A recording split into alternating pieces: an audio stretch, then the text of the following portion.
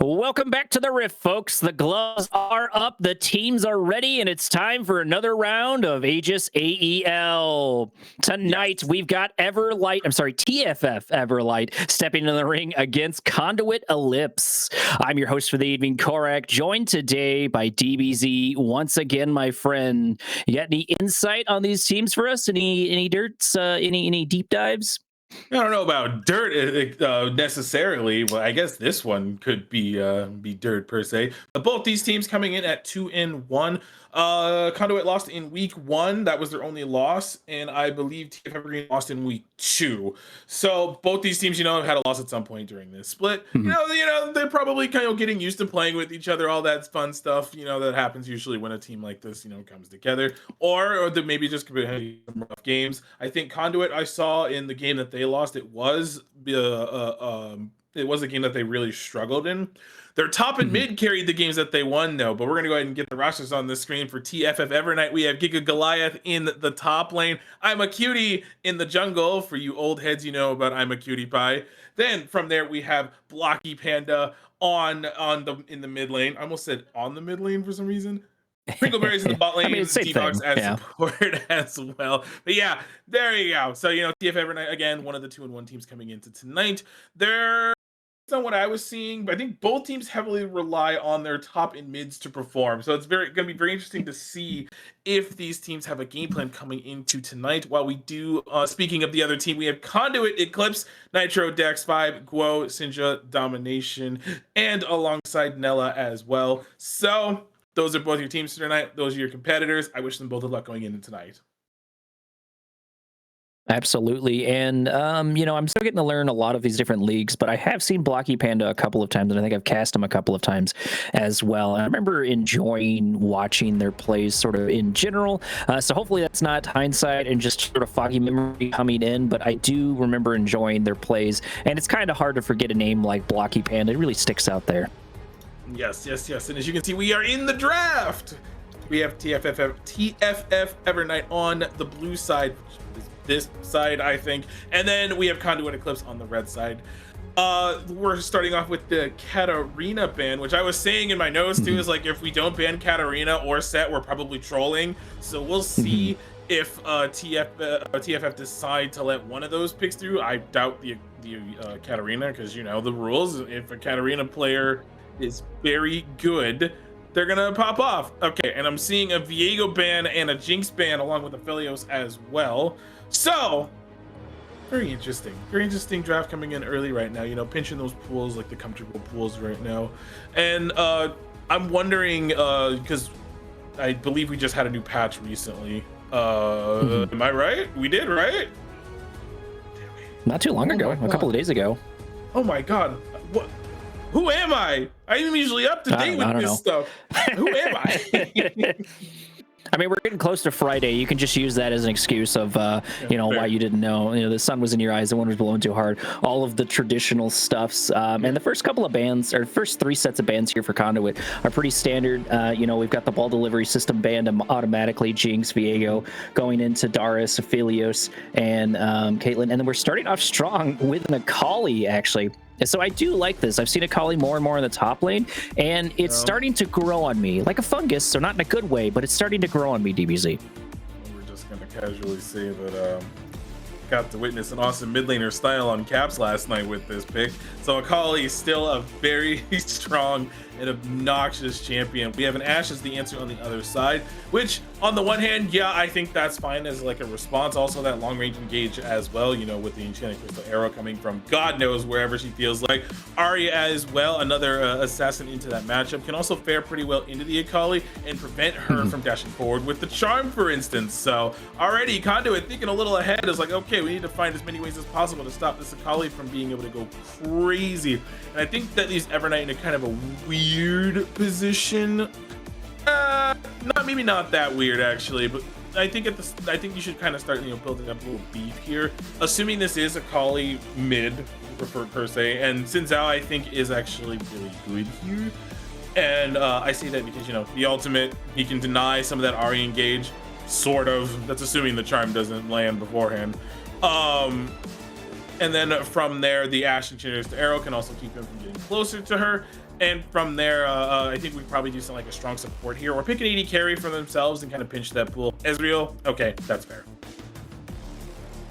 And I do like what they're going here. They've noticed that Ashe has got, of course, Crystalline Arrow, lots of slows, and then immediately into the Charm, and especially with the pick there for Trundle. I really like this. This is very, point at someone, and we want that one to die, and if one of these abilities hits, they're going to be able to layer them and just absolutely take someone out. Zin's such a great option because of that defensive ult. Ezreal's a great option into that, but it's also great for pinning down those champions if you're able to stop them from popping a lot of it off, and I do really, really enjoy seeing more and more Trundle. I know he's still pretty regular. I don't see him as much as I would like to, but he's still very, very powerful, and I'm happy to see him here, and I think he fits the team. Okay, so based on what I'm seeing right now, it looks like we're going to go ahead and pinch the support pool. Nami makes a lot of sense. I was seeing that was Conduit's support's top played champion, so taking that off the table. I like that we're pinching the support pool here, and it looks like we're going to focus mainly on Enchanter, so I wonder if we can maybe expect like a... Yeah, okay, I was going to say Lulu, but Braum I think is fine as well. Braum works really well with Ezreal, can pop off those passive procs pretty easy, get that stun off the table, fine, that's there. And I think maybe if we're thinking right, we'd be able to ban Rel or Alistar here. Okay, Leona too. Okay, I actually like that option as well. It's usually down between Rel or Alistar that kind of gets picked off the table, and then Leona kind of weirdly fades for a little bit, but lots of prio, I think, onto that champion for this game. Also denies a lot of that long range engage that they can get off of the Solar Flare. So with the pinch support pool, I think we want to take a priority pick right now, or just pick Mordekaiser and save our fight for support. Okay, I stand corrected.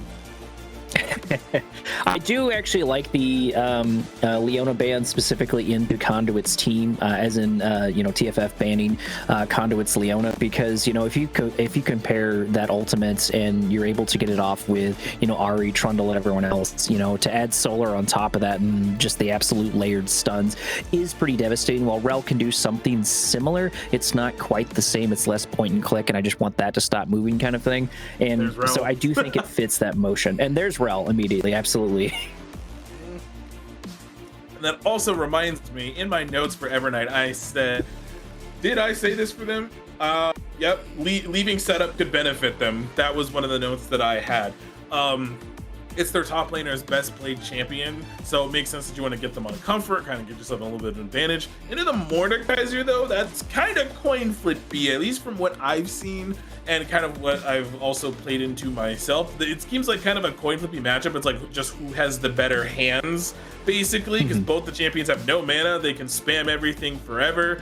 They can just kind of do whatever they want to each other in the top lane. There's a lot of healing up there as well, so I'm expecting, at least I'm expecting an explosive top lane, and we have the Nautilus to round out this draft. I mean, into the route, that makes sense. You can stop her from, going forward. Classic support matchup. Not really too much to really like to analyze with that one because we see it all the time. But I like the Set and Mordekaiser matchup. That's kind of where my focus is, because everything else is kind of standard, more or less. Absolutely, and I think both Set and Mordekaiser share a similar role to where, Set very much so wants people to get close to him and is like, oh, I'm low on HP, and then suddenly he's not and he murders your whole team. And I think Mordekaiser has a lot of different tools to do the exact same thing. I feel like Mordekaiser's a tiny bit more powerful, just sort of on average. It is for sure going to come down to hands, just like DBZ was saying, which is going to be something really important to watch out for. And I think the more games that end up being these sort of hand diffs, I think those are the really interesting to watch. Just see the minor plays that make just these really big difference, because these small little mistakes when you have these hands diff champions really begin to add up, especially in the top lane. And I would assume, because both these teams really benefit from Grubs, obviously having Trundle with it will be obnoxious, but at the same time, I would say having Akali, who also tends to split as well. So I mean, we might see some Grubs priority this game, I would think. At least with how much it would benefit both these teams. They have pretty adequate split pushers on both sides. And it also would, power the push for later. Ahri with good wave clear can probably stifle that a little bit, I would say.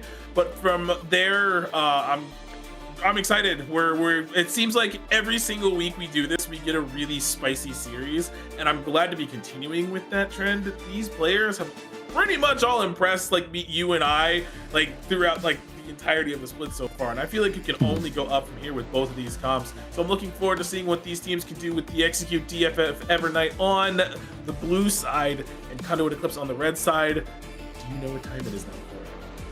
Oh, are we going to go ahead and guess what we believe the upcoming Drake will be? The upcoming Soul? We didn't do it last week. So that's why we're doing it now. We keep forgetting. So we're getting back on track tonight. That's what we're doing. So you're up first. What Drake do you think benefits the team the most in this game?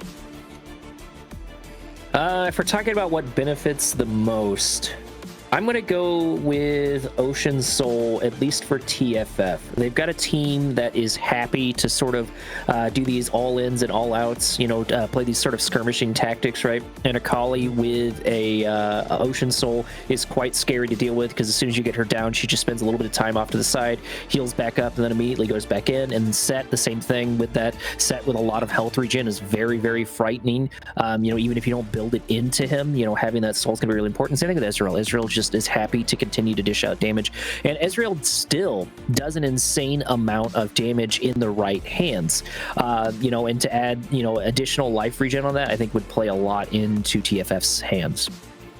Indeed. Now I'm gonna pick the one that I think would be the worst for them to have. So they would just like yours, they would also really benefit with Cloud Soul as well, being able to catch people. I think really the only one that's kind of useless at close range in particular, I think it would have to be TFF's, because there's a little more range per se on the side of Conduit, because you have Ashe and Ahri, so they can kind of proc those Hextech procs a little more. So I'm actually gonna pick Hextech Soul for mine. But with that in mind, we're gonna go ahead and get ready for this first game. When we come back, we'll be on the rim for game one. So don't go anywhere.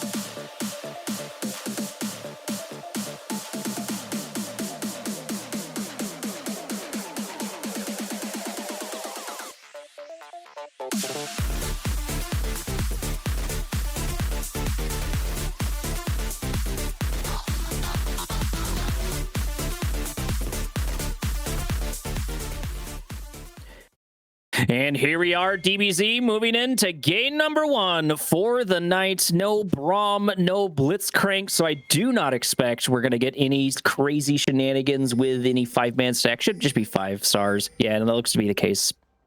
Okay.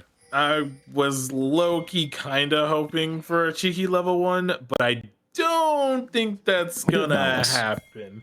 Yeah, you also have Rel too, so it's like you could, but at the same time, you know, you could risk the Rel and counter engage, all that fun stuff. But both these teams gonna keep restrained. So it looks like we might get a trade of Raptor wards, as Zinzao is currently moving in. We'll get that ward down. They will spot out where this Trundle will be.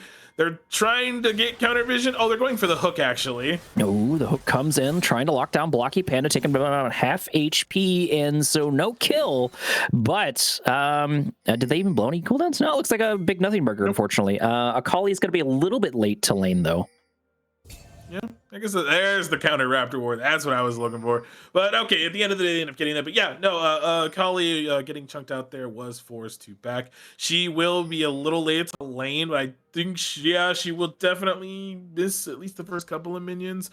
But this bottom lanes will start, you know, doing their thing, and this is what we're expecting. Nautilus throw hook, Ash shoot, and then they slow down and maybe, you know, blow a summoner or something. Ezreal has the cleanse for that reason, so that we can get out of these sticky little situations as the hook does go wide. And I think that's pretty something that I would assume that, you know, Kringleberries and Devox are aware of. So they should play this lane just, you know, just a little careful, not too careful at the same time as, oh, I wanted to see that. Directed Cam almost showed us something top lane, but never mind, we're back bot, I guess. That auto camera is really strong and wants to take us away from the reaction sooner rather than later. Sometimes it focuses a little bit too much on top lane. Sometimes it goes away right as the action happens, just like that one did. But I think keeping an eye out for bottom is going to be so important. Hook comes in, trying to lock down the Rel, and they do indeed. Counter engage is going to be good, as it looks like Ashe goes down to about half HP, but there was still a pretty good trade back and forward. Same thing here with the top lane. Both Set and Mordekaiser getting down pretty low, but like I mentioned in draft, that's very deceptive. They kind of like to play right there at that low level. So really action heavy top lane. Just once again, as these two guys are going forward, the W is available, I believe. Yep, there we go. So this might be whoa, this is close. Mordekaiser, the flash comes out. Dax just barely escaping death. If he was just a tiny minuta closer, that would have been an AA for Set to follow it up. But now we've still got to watch out for it. Ooh, okay, very solid. I thought Mordekaiser was going to get that with the hook, but immediately Set was ready for it and used the hook to his advantage because, of course, he likes the melee range. Indeed, and this is what I was saying. Giga Goliath is really comfortable on this champion, so they can use this to their advantage. This is their best champion, and I was really curious, like, do we have a game plan to giving this over? And this is that hands diff that I was talking about, and also simultaneously worried about, as we're getting a play on the bot side right now. Jungle into jungle as Trundle takes a good chunk of damage. Rel trying to follow up with a flash and an engage of their own, taking down the Trundle, and that is going to be our second kill. And now in the background, Ezreal looking for his as well. Just one more AA. He does get it. The hook comes in, but it's too little too late, and it's only going to end in Nautilus's death, and that's already the feats of warfare. 4 minutes into the game and a kill per minute, DBZ. Wow. 4 kills, 4 minutes. Lots of scuffling there on the top side, as this should be a really heavy trade. Really strong now, actually. Almost a solo kill, as a matter of fact. And I said that Giga Goliath was really comfortable. Need I say more? So let's start from the beginning. The first blood on the top side. That was just super unlucky. Nitro not being able to flash, like you mentioned.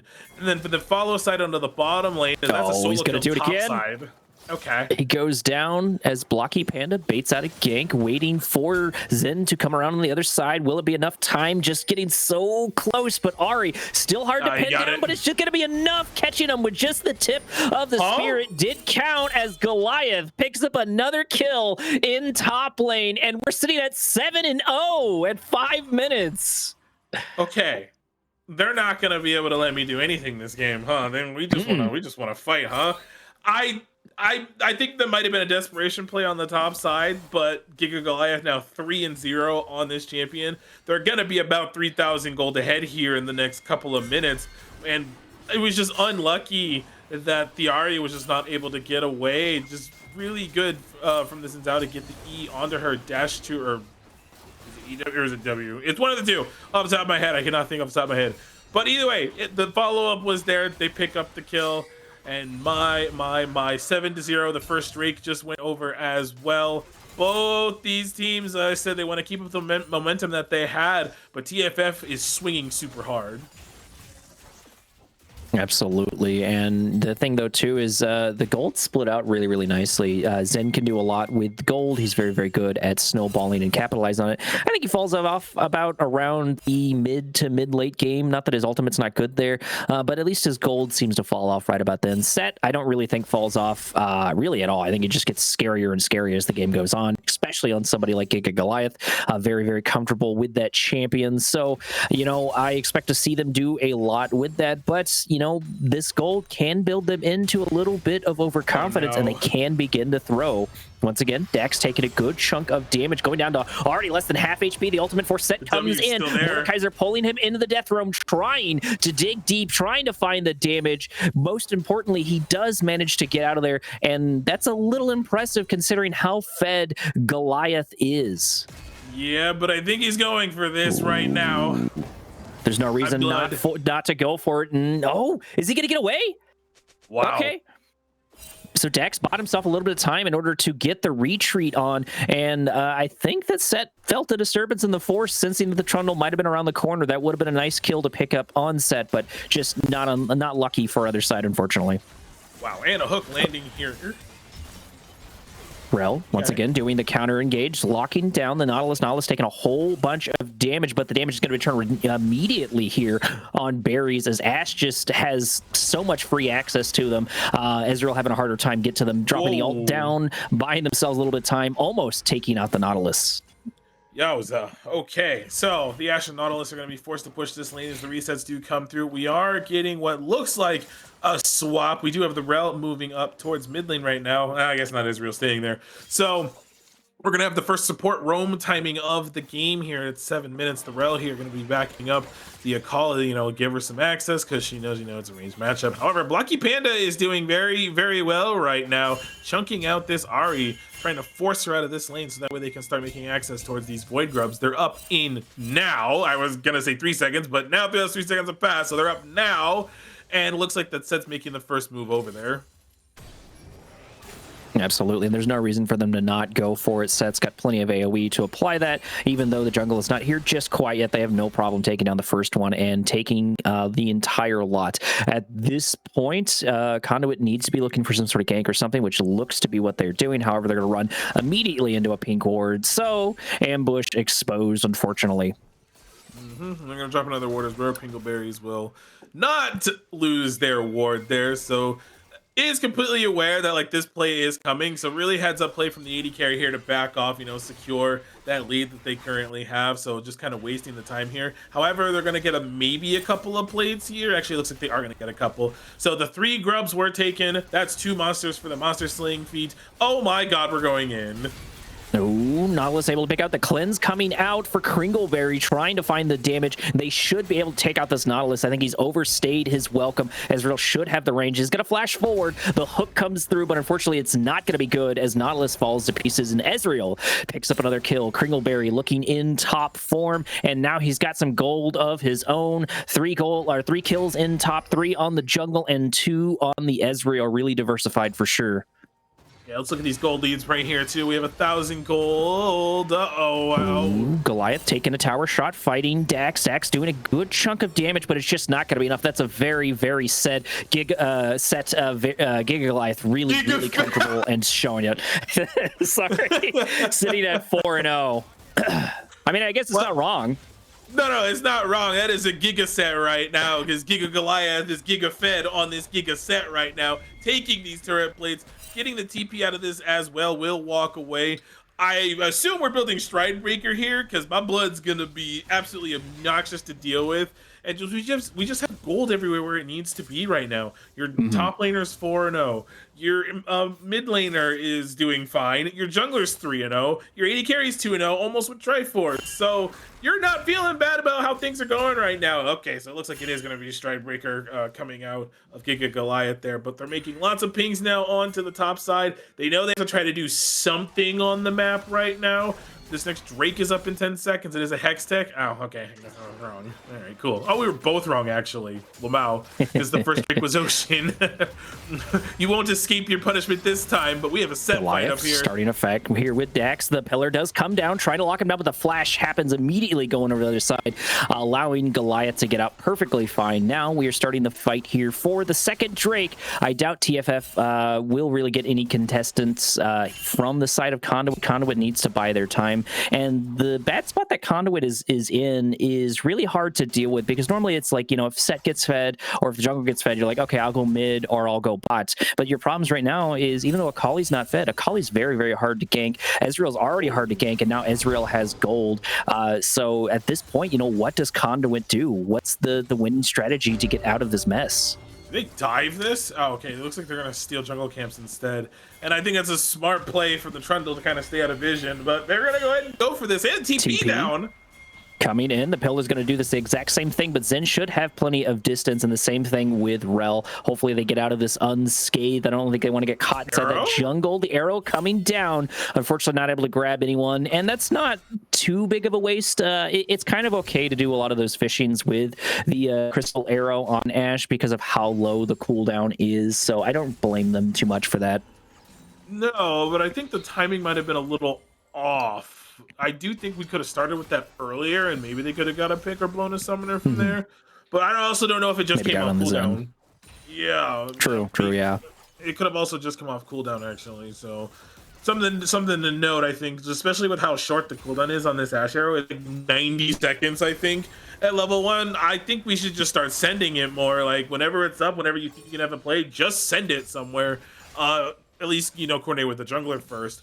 But I think that's kind of what the game plan from Conduit's going to have to be right now, is they have to, you know, start picking people out. Oh, there's the Stride Breaker. How about that? Thank you, Observer, for that one.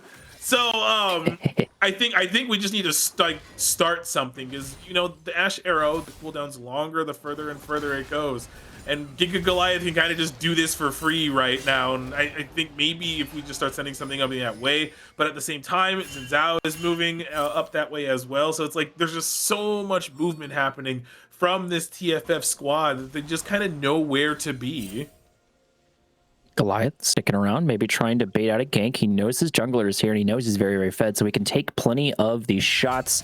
And it can really turn into a lot of anything. Support on support action happening in the tri-bush, but I don't think that's something to watch out for. Dax fighting Goliath. Zen should still be right around the corner. Will he be able to make it there in time? That's a lot of damage on top of Goliath, but he's got a massive shield to buy himself a little more time. A flash and an ultimate pulling himself into the other side. The shutdown happens on Dax. Dax able to get at least one kill, but going to get taken out for his trouble. Ari did do a bit of rotation. It's a great opportunity for Conduit to turn around, but it's just not enough, as that ultimate for Zen is too powerful to lock down as the Ashe arrow hits a grand total of nobody. The charm does happen right on top of Akali when we're waiting to set up another gank, maybe a dive under tower.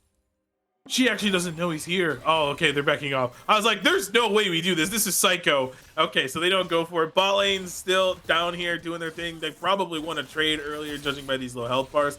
I think that was a good time to fight there if you're TFF, because Ashe ult, I believe, came off cooldown right as that fight ended, because, you know, it was used earlier in that little scuffle that happened about a minute and a half ago. So I think if that was available, they could have did a little more with that.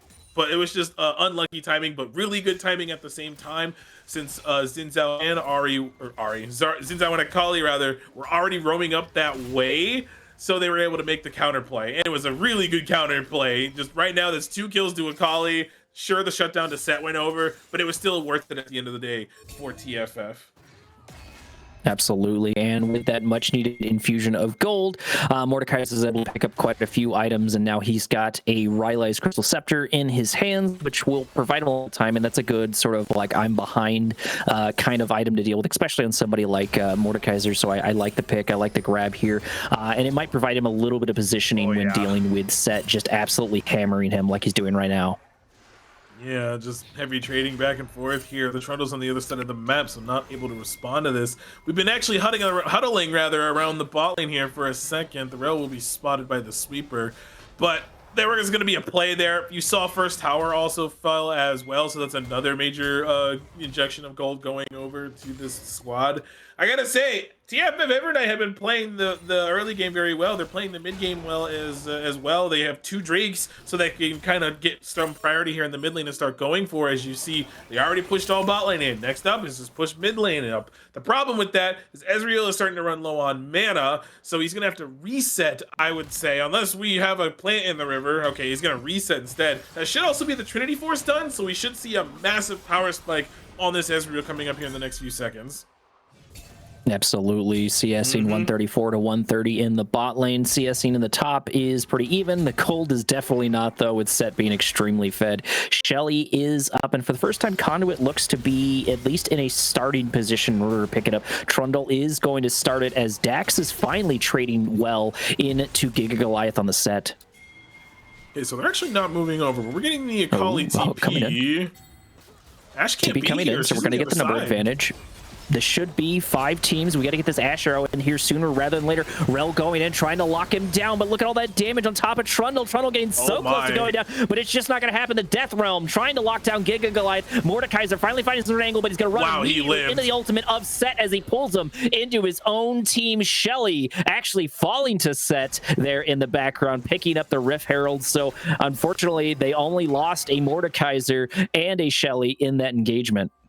And Trundle has to back as well. They're gonna have to give up this Drake. It was actually a really good call. The Akali had TP. Ash couldn't respond. She could not be there. So they came in with the numbers advantage and they bullied Conduit off of the Rift Herald.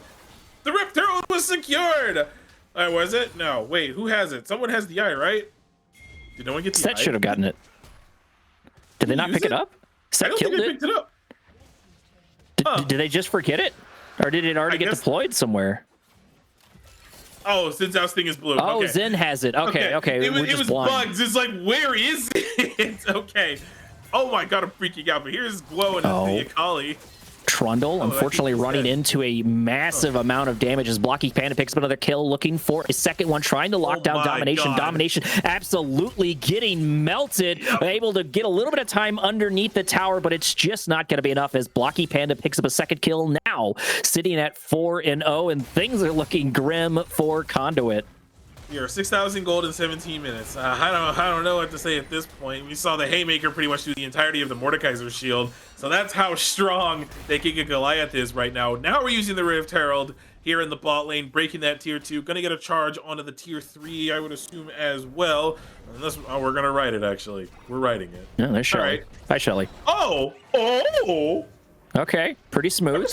And they're not over just quite yet. They've got another opportunity to grab it. However, that could easily turn into that. And it looks like Zen does see that. Okay. He's going to take Shelly off to Neverland, off to the farm out back in order to retire her because she's not going to make it back from this one, unfortunately. But, Trundle makes it all the way over to his camps and is able to continue that as the tower falls in top lane. So Mordekaiser's a little bit more exposed than he was before. Not that Set really needed that, sitting at 4 kills, but still something to point out. Also, did I say 6,000 gold earlier? Now it's 7, in case anyone's paying attention. 1,500 lead in the top lane, as you saw in the gold there, so lots of gold there. Xin Zhao is also absurdly ahead along there. Akali, absurd. Yeah, you see it. You see the bounties on 3 of the members. They're very strong right now, and they're not afraid to show it, too. We saw the Akali willingly go into a 2v1. Xin Zhao was there, but what did Xin Zhao really do? Let's be real. the Akali is very, very strong. This whole team is very, very strong. They're looking very good to start off this series right now. I know there's something that can be done, like you mentioned, as we're getting the ultimate there from both of these members.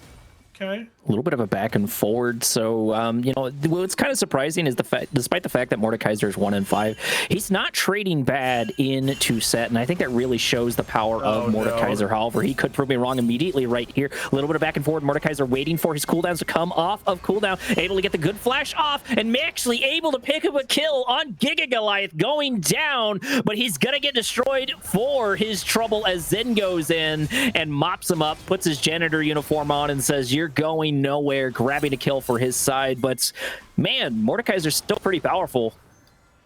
Yeah, I mean, Set has 0 MR right now.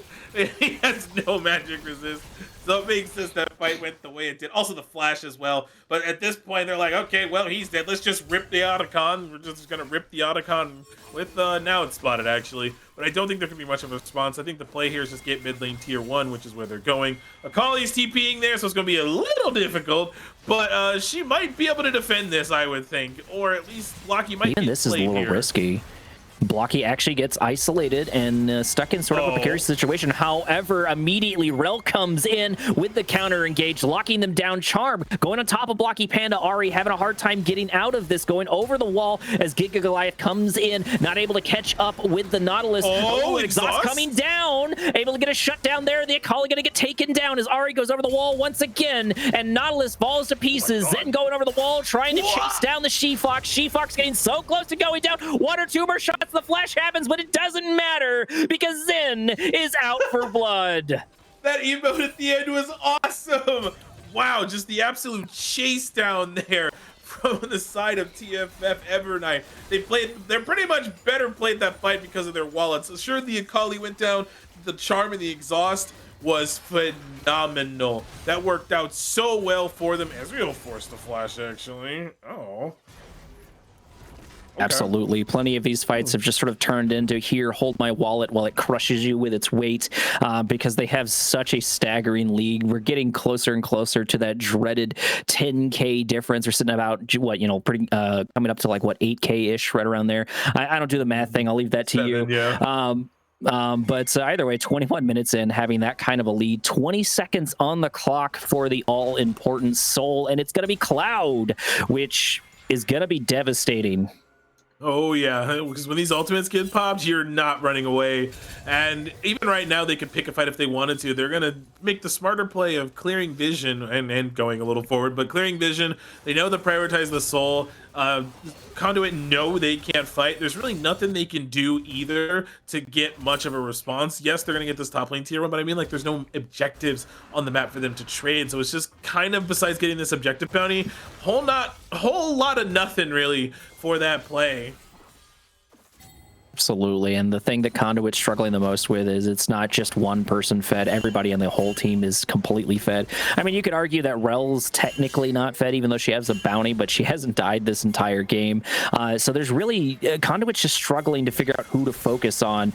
Nautilus able to grab a hook, but I think it's only going to buy him a death instead as Ashe gets isolated by the Rel, trying to lock him down. Stun after stun. This Trundle's absolutely melting, going to fall to pieces as Ari is left here holding the bag. Dax coming in, trying to find the damage, trying to lock down this Rel and end its perfect streak, and I think it might happen just enough for them. The only one able to get a lot of damage here is Dax. Dax actually looking to track down Kringleberry. Kringleberry just barely able to escape. Mordekaiser doesn't feel like he's 3 and 7. He's doing so much work, but he's only 1.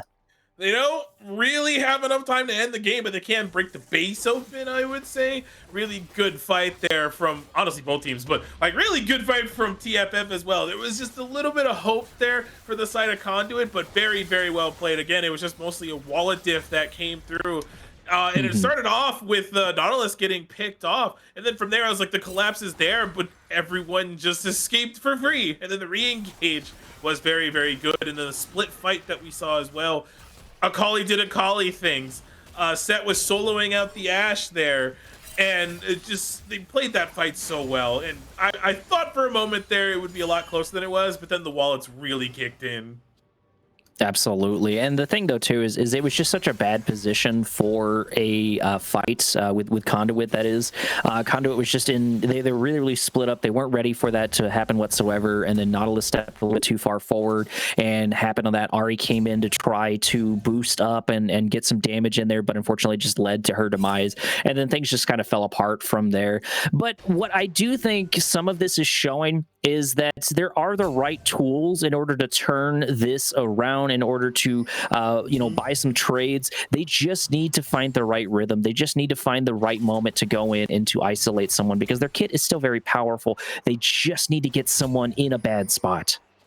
You can also see how fast these TFF players are, that Cloud Soul putting in work. Also the Swifties that we haven't even updated on this set as well. So he's very fast, and they can just kind of rip this Baron right off hand. They see the ward on it, but it does not matter. I believe Trundle doesn't have flash right now, so I don't think you have a way to get into the pit, but they're going to try to surround this. Lots of pings coming out, but they might just turn, which I think is the better play, but looks like they're just going to finish this. Oh, that was going close. in, looking for the execute on the Baron, but it's just not going to happen as the rest of the team just kind of folds like lawn chairs, going for the objectives, then going over the wall, grabbing that Ashe who thought they were safe, but they were not. And now there's only going to be two walking away, the supports and the mid laner. So that's going to be quite the heavy snack, and I've got to imagine they can end off of this if their health's high enough. Yeah, I believe so. They're going to make the push to go down this lane. We have the Akali TPing back as well. This should be the end of game one, just with a really good Baron fight at the end of it all. I got to say, TFF from start to finish looked very, very good, as they're going to take the Nexus for this first game, take the lead in this series. And Korak, oh man, is it going to be a quick night if we have another one like this? Absolutely. This is game number one, so hopefully maybe on Conduit's end, they just haven't had their caffeine just quite yet, so maybe they weren't ready for that. Hopefully it'll kick in game number two, and we'll make our way all the way over to game number three. But I've got to admit, DBZ, that was quite an impressive win for game number one on the side of TFF. Woo! Wow. From the first blood to the 3 kills that followed in the river, like, man, oh man. The snowball was there from minute 4, and they just kept going along with the snowball. That snowball just kept going down the hill faster and faster. Now, granted, with this being fearless, I don't anticipate that we will see maybe the same type of deal in game 2. However, what I said came true. The top and mid laners were very fed. Granted, the jungler was too, and so was the Ezreal. But the point is when their top and mid do well, they pop off. It's the same on the other side, and they were not able to pop off that game, really. It was close with the Mordekaiser. He played very well, given what happened in the early game. But I have to say, I mean, if we're going to see different drafts, I think we should see something coming up in the next game.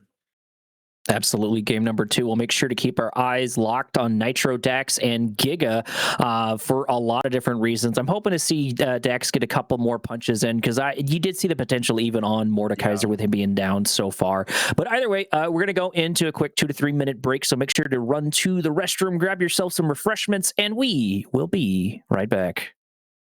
日本限定あ全マーケットを使おった今日は老舗をしっかり見て回らなくちゃね。いやいや、ここはジャンル順でしょ。名前順の方がいいんだよ。現代か洋代の名前順？あ？ローマ字それともひらがな？僕は色で並べるのが好きなんだけどね。え？全部に対応させよっか。おお。80年代のホラーゲーをください。これでみんな幸せ。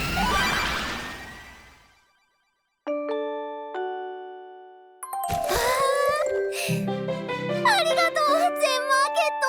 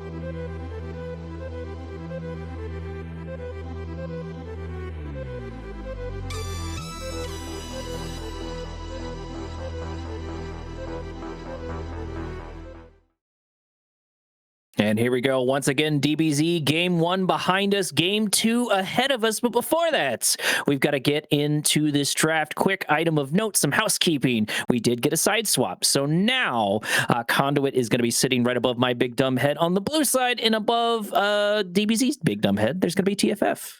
Yes, TFF is going to be on this side this time. Hello. Fearless is down there. Welcome. All right, so let's get into it. As we saw, TFF won the first game very, very, very convincingly. And if they keep up this momentum, we're in for a real short night. They played pretty well. Their macro was good. They just played the map better. And they just knew how to snowball with the matches that they had. Now, do we get the same kind of thing when we ban out a Katarina? The answer is yes. Yes, we do. All right. So, smart call. We're not going to leave that open. We don't have the set anymore. So that means that we don't have to worry about that anymore either. But there's still lots of really strong picks that are in the op.dgs that I was looking at. So it's going to be very peculiar to see how these teams draft for the second game. We're kind of sticking with the same pool right now. Probably going to see the Darius come off as well, like he did in game 1. And then from there, I already forgot what the other band was off the top of my head. I think it was Volibear. They took that off the table. It's going to be a little fun. And the first picks, I imagine, will probably still prioritize 80 carry. Because 80 carry tends to be the prio now. So we'll have to wait and see what happens going into the second game. And so far, our bans have been, Diana, Oriana, and of course, Jarvan, that ball delivery system. It looks like it looks like Conduit is pretty worried about that. And I do like the Diana ban too. Diana is deceptively strong right now. We see her more and more and more. Yeah. I am a little upset to see her banned because she's one of my favorite junglers. Okay. We're going to immediately start off strong going into the Viego. And I like this. I like to see good Viegos happen for a lot of different reasons. And I think in the hands of Conduit, I think we should be able to see some crazy shenanigans. I wonder if that alters how Evernight drafts, because as everybody knows, when Viego gets a kill, he can take the body, use their abilities. So some teams will kind of just full send it with the draft. Okay, Briar, I think, is a very interesting pick into that. But okay, it's gonna be Briar. Okay, cool, awesome. I guess they're gonna go ahead and do that. I was gonna make a point, but never mind. We're locking in Briar and Varus as well. So a really good, like counter engager, like peel for himself as well to keep this Viego away. But Evernight is again kind of doing it with a full send it comp, and kind of like where it's going so far. Well, and Varus is great when you're picking blind, just because he has a lot of versatility in a lot of different ways. There's different actions and areas he can go into, and the answer to the Varus is going to be the Sivir. I think Sivir's always really nice. They're always this insane ticking time bomb, and I think Viego can definitely get them to the point to where Sivir is fed and ready to go. Conduit, I think also that will give them some time to sort of come online to where if they end up that far behind, at the very least they have something to look forward to, something to play off of, because TFF was just so dominant in that last one. So I wouldn't be surprised if we see more picks like the Sivir that just take their time to come online. Okay, and we're getting both the supports that were banned in the previous game. Leona and Braum coming off the table. We're keeping the Darius away from the Conduit top laner, and I think we're probably going to take away one of the really powerful. I believe I saw Yorick, if I remember correctly. Was it Yorick that I saw next? Hold on. Oh no, it's Urgot that's next. But we also have Tristana in there as well. But I think they're an 80 carry. So Gig and Goliath, a really versatile player, coming into this matchup. It looks like we're going to take away the Talia instead. That makes sense. You don't want the flip and all that CC as well. So, really smart ban, I would say. So, LeBlanc, okay, that's a takeaway. Really, this is really very targeted drafting now that I'm thinking about it. So, kind of respect to both these teams for opting into that. And also getting Talia off the table is always a really good shot. It does kind of bite them in the butts, though, because, you've got Briar and Braum on the other side, which Talia would love to do a little bit playing with, but, the same thing can be said for the Leona and for Viego having those sort of forward-moving dashes, so Talia would be a good answer. And then we're going to ban out a Kale. Is this a targeted ban once again, DBZ? Yes, it is, as a matter of fact. It is a champion that Gig and Goliath just started playing recently, so Okay, and they have That's the pick why they're for taking up the table. Aurora. Yeah. This could be top lane. I don't like Aurora top that much, to be honest with you. I've never really liked it I at like her. all.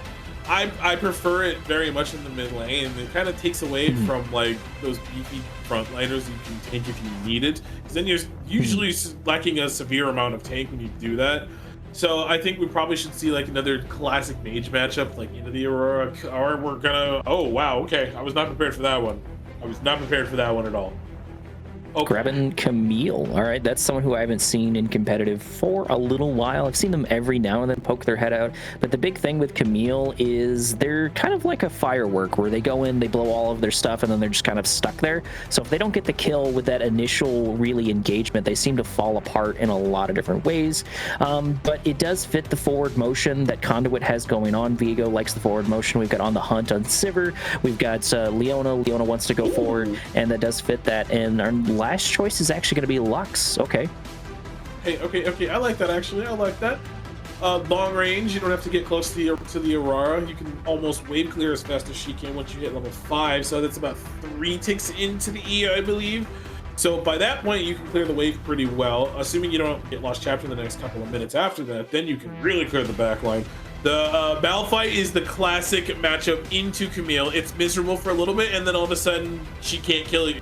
She can't kill you anymore. So I think that's a fine matchup. It also has a lot of engage as well. Again, a lot of that CC that we're already seeing coming out of Evernight's draft with the Briar stun. You have Chains of Corruption, Braum exists, and Malphite as well. So with a lot of go forward, there's also a lot of stop going forward from the side of TFF Evernight.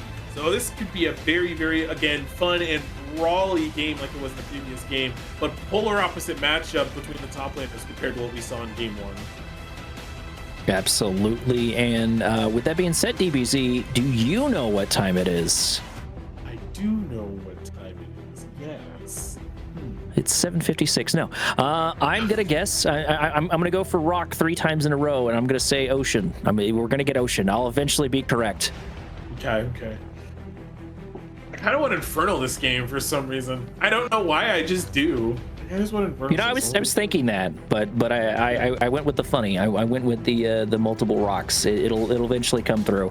I'll fool someone. But either way, we're gonna go ahead and move into a quick break so we can get those pesky ads out of the way. So make sure to come join us back here in about 2 to 3 minutes. That should be about how long it takes for the spectator delay to go away, and then we'll dive right in.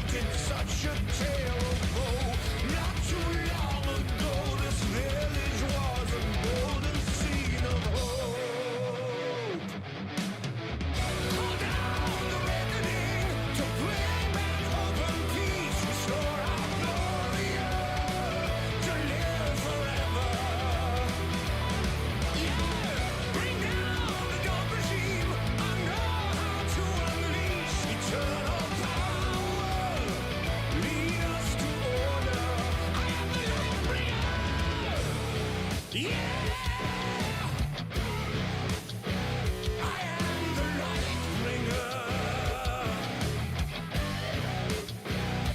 listen, fellow warriors, I ask you, should my campaign come to an end? There's way more to avenge.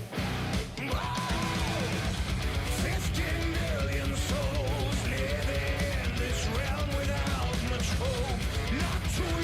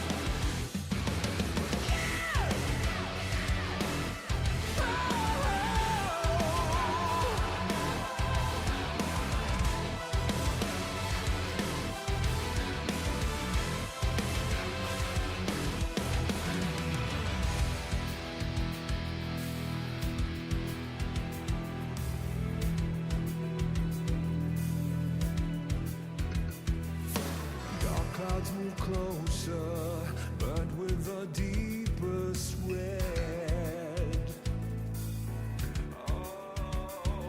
Beneath them we look on. When they part comes the hatred they bring. Lost in the dark, we've come so far. Another step to rid the pain. Go and be counted till your last day. 'Cause only nightmares break their face. So stand upon these fallen lands and follow in our Father's plans. Yeah, until the end we will remain, and we'll hold on until our last breath.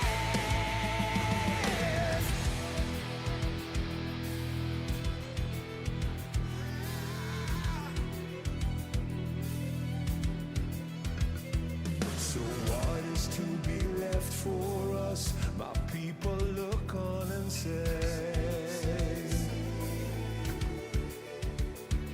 don't fear what you don't know, 'cause we're far from certain fate. And we'll make our final stand. Lost in the dark, we've come so far. Another step to rid the pain. Go and be counted till your last day. 'Cause only nightmares break their flames. So stand upon these fallen lands and follow in our Father's plans. Yeah, until the end we will remain, and we'll hold on until the last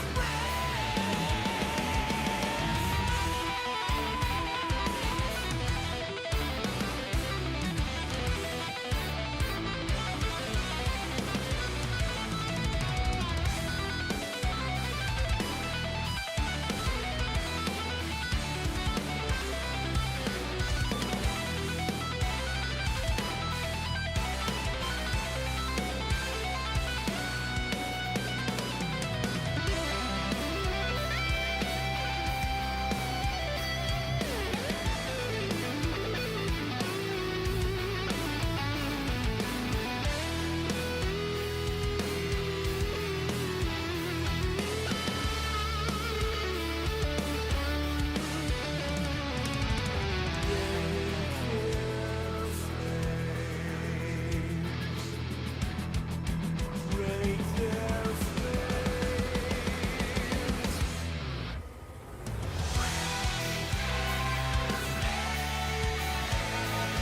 So stand upon these fallen lands and follow in our Father's plans. Yeah, until the end we will remain, and we'll hold on until our last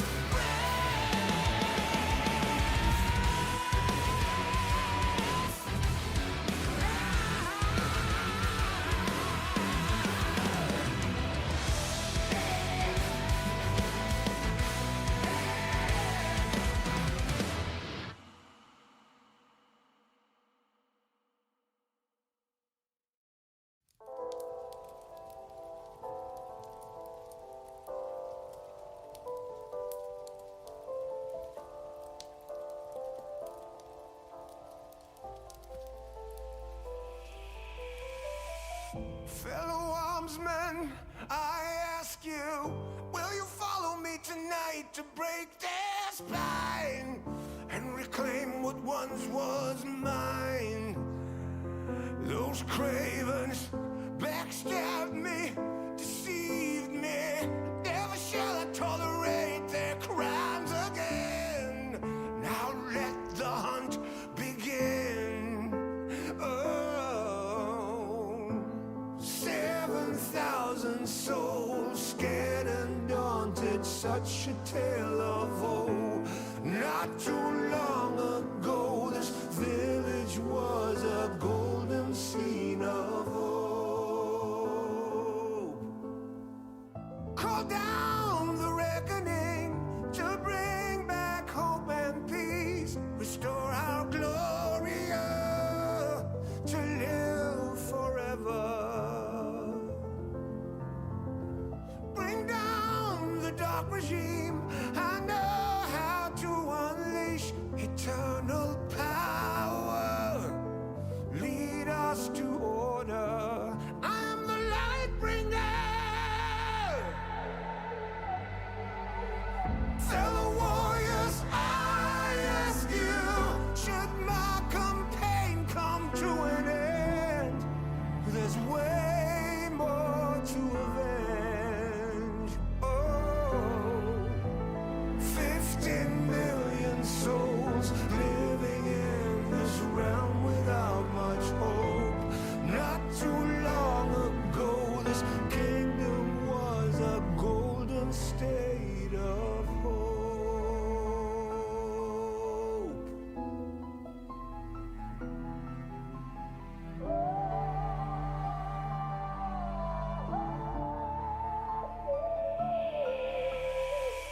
Call down the reckoning to bring back hope and peace. Restore our Gloria to live forever. Bring down the dark regime. I know how to unleash eternal power. Lead us to order.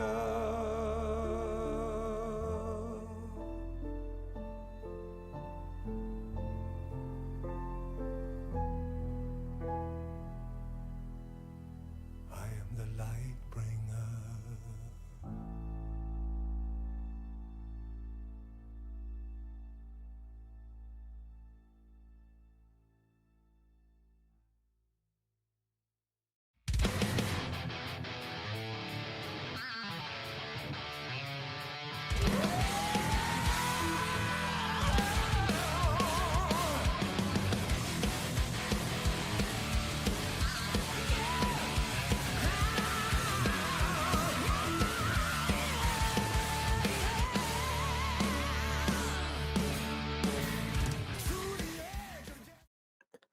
And the delay is over as game number 2 kicks off, and this could already potentially be match point for TFF. Can they hold it together for a 2-0? Are we going all the way to the third game, DBZ? What do you think?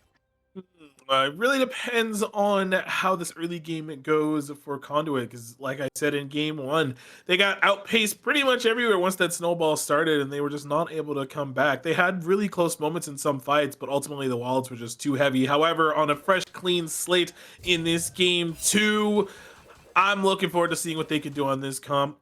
Camille can be a really spicy, fun matchup, but we got a little bit of awkwardness happening here in the bottom lane. The slow goes off.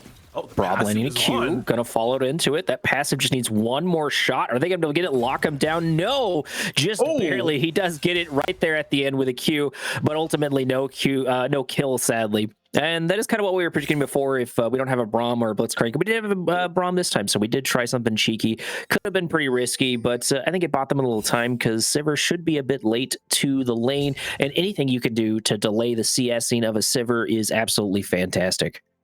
Indeed, indeed. And they also got a couple of deep wards down as well. So if Viego decides, maybe try to go for something, they will spot him out. But I like that play there from Kringleberries and Devox. They made the call to do that because they wanted to delay the Sivir CS, like you said, or try to burn a Summoner. They probably could have got a cleanse out if they had gotten a little closer. Not able to do so. So I think it's fine here, to get a little bit of late CS going down. She's just got here. They're already almost about to push this first wave in. And they can make this life a nightmare for domination if they want to. The Braum Varus can be very, very good. And one thing I highlighted right during draft there is I was saying that, this is a totally different matchup that Giga Goliath and Nitro are playing in this game. Nitro is still playing one of those can-be carry top laners, but this time Giga Goliath on a tank. Does that change your perception of how you think this top lane matchup will go? I think it's going to come down to survival, like you were talking about. If Malphite is able to make it to the mid to late game, I think he's going to be perfectly fine, and I think Camille will start to struggle. But it's really the early mid game that Camille really wants to find some sort of angle, unless they can get a particular person caught out, and I think that's something to watch out for. I think Dax should do pretty well in the early game, for sure. If they don't, it's going to spell the doom of the game rather quickly. So I think there's going to be a lot of pressure on Dax's shoulders, but something I've also got to point out here is Devox on the Braum is got to be happier than a pig into mud, because Braum really loves to play into, melee champions like Leona. And granted, Leona can go past him and on to the Varus, but that's just going to free up Braum to go on the other side, and Braum can jump back easily. So this should be a good matchup for the Braum. I want to highlight real quick as I was looking at the map. Already starting off with a little bit of a fight, actually, as Giga Goliath gets so close to go down, and the camera switches away at the wrong time. As Giga Goliath sitting about 75 HP, having to blow all of his pots, and that's what I was talking about. But once again, that's an almost. It only counts if Dax is able to get the kill. Now, the problem with this is Camille still has flash, so the hook shot flash can come through, but the flash does come through. Just one or two more shots are all going to take that to take out Giga Goliath, but do they have what it takes? They need to close the distance. They need to lock down this rock. Shield coming in, good clutch, and it's just not going to be enough. Dax already coming off with a early lead, and hopefully they know what to do with that gold, because at some point, Malphite's going to be very, very scary. Indeed, especially the tankier he gets. But right now, that is a massive solo kill this early for this Camille, as the stun's going to go over the wall. A little bit of skirmish here. Do not have smite. Viego taking on Briar in the jungle. The flash actually comes out for both sides, locking down the Briar. Briar really struggling as Lux comes in. The Q, unfortunately, is not going to be good, but they're going to push them directly into this tri-bush. They do go over the side of the wall, barely able to dodge a couple of abilities on their way out, and that's going to be two flashes down on both sides. That's a double-edged sword. Briar not having it's going to hurt, and so is Viego. Indeed, you can't get that flash stun there if you don't have it. But at the same time, if he gets caught out in a little bit, that can be beneficial. So a little bit of a scuffle there going on, just a little bit of a weird invade, I would say. It was also an unlucky timing because Guo was there anyways, but able to get out in the end. This top lane matchup now is going to get miserable for Giga Goliath. That Sheen is done, and as we all know, this Camille can pump out a lot of damage with that. She's just going to get stronger and stronger as this game goes on. Now, maybe with this armor, we should be fine, and she's also fighting in a lot of minions, so this could be good right now, close to level 6. I imagine once that finally takes over, that is going to be very, very impactful going into this laning phase. So we see how low she is right now. Granted, the Hextech Ultimatum can cancel it. The level 66 over first, and now Giga Goliath has to respect that and back off just a little bit. And the resets coming through from the bottom lanes. We got TPs coming into the mid lane. Okay, they don't spot that. Ooh, okay. I thought we were feeling it out. I thut we were going to get a Q there, but we did not. And I think the biggest thing going for Goliath, circling back to the top lane, is we have that Q, we have that seismic ability on top of Malphite to sort of mitigate some of this damage and really type it up. But unfortunately, it's going to run directly into Viego. Viego really, really wants this kill, but I don't think it's going to happen with those minions. Those minions really saving Malphite there in the top lane. And so if he can continue just to buy his time and continue to try to get some CS, he stands a pretty good chance, and he's got to be able to plan out that Q as much as he can. But jungle coming in like that is really going to mess him up, especially because he really, really needed that wave.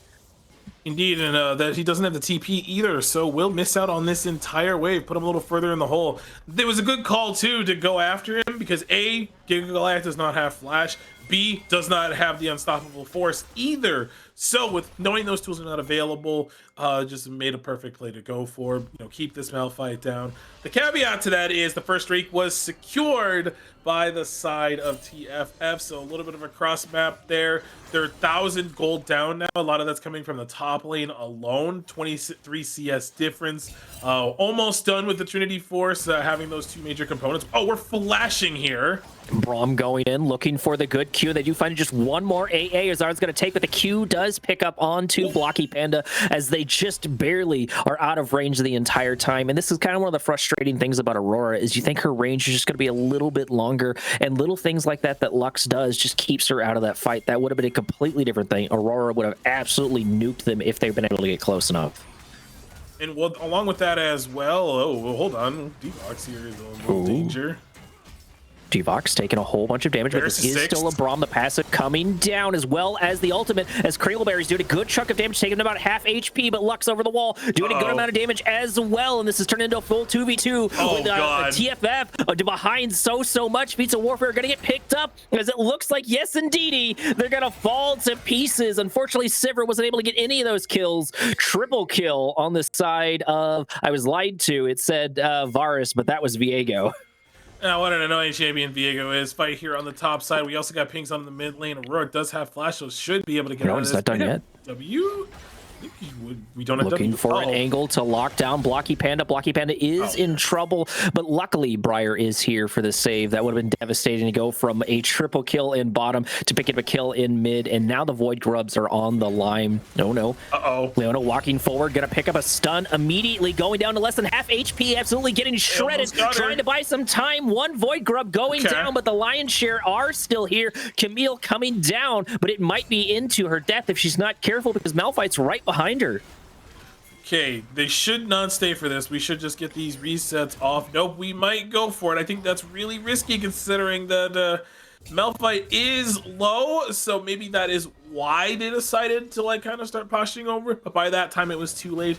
Two Grubs go over, they get the feat of Monster Slaying, they got the extra kill as well, so Briar getting some gold for herself is getting a little bit of a treat. Camille here. Coming in, Lux trying to follow up with a bit of damage over her. Oh my god, no way. The ultimate for Malphite as Giga comes in and grabs a kill finally in top lane. That's going to be some much needed breathing room for him as Leona tries to buy time for the mid lane to continue forward, and Giga actually dies to the Lux from mid. Briar's ulting.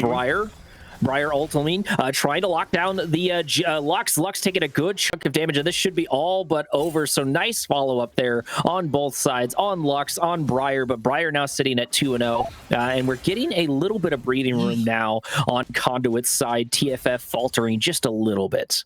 Yeah, they had a 1,000 gold lead on the side of Conduit, but just that little skirmish there. Oh, we're not done. The cleanse is burned. Coming down, trying to lock down Kringleberry, but it's just not going to be enough as Leona takes the brunt of all of the damage. The Q coming on top of Sivir. Sivir just needs a couple of shots for that passive to pop off, but still, I don't think she wants this fight too much. This is a very strong Varus having a kill up on you and a little bit CS, and same thing too is Sivir's pretty low on mana. Plus, she doesn't have her 4 out of item power spike, which are going to be so important.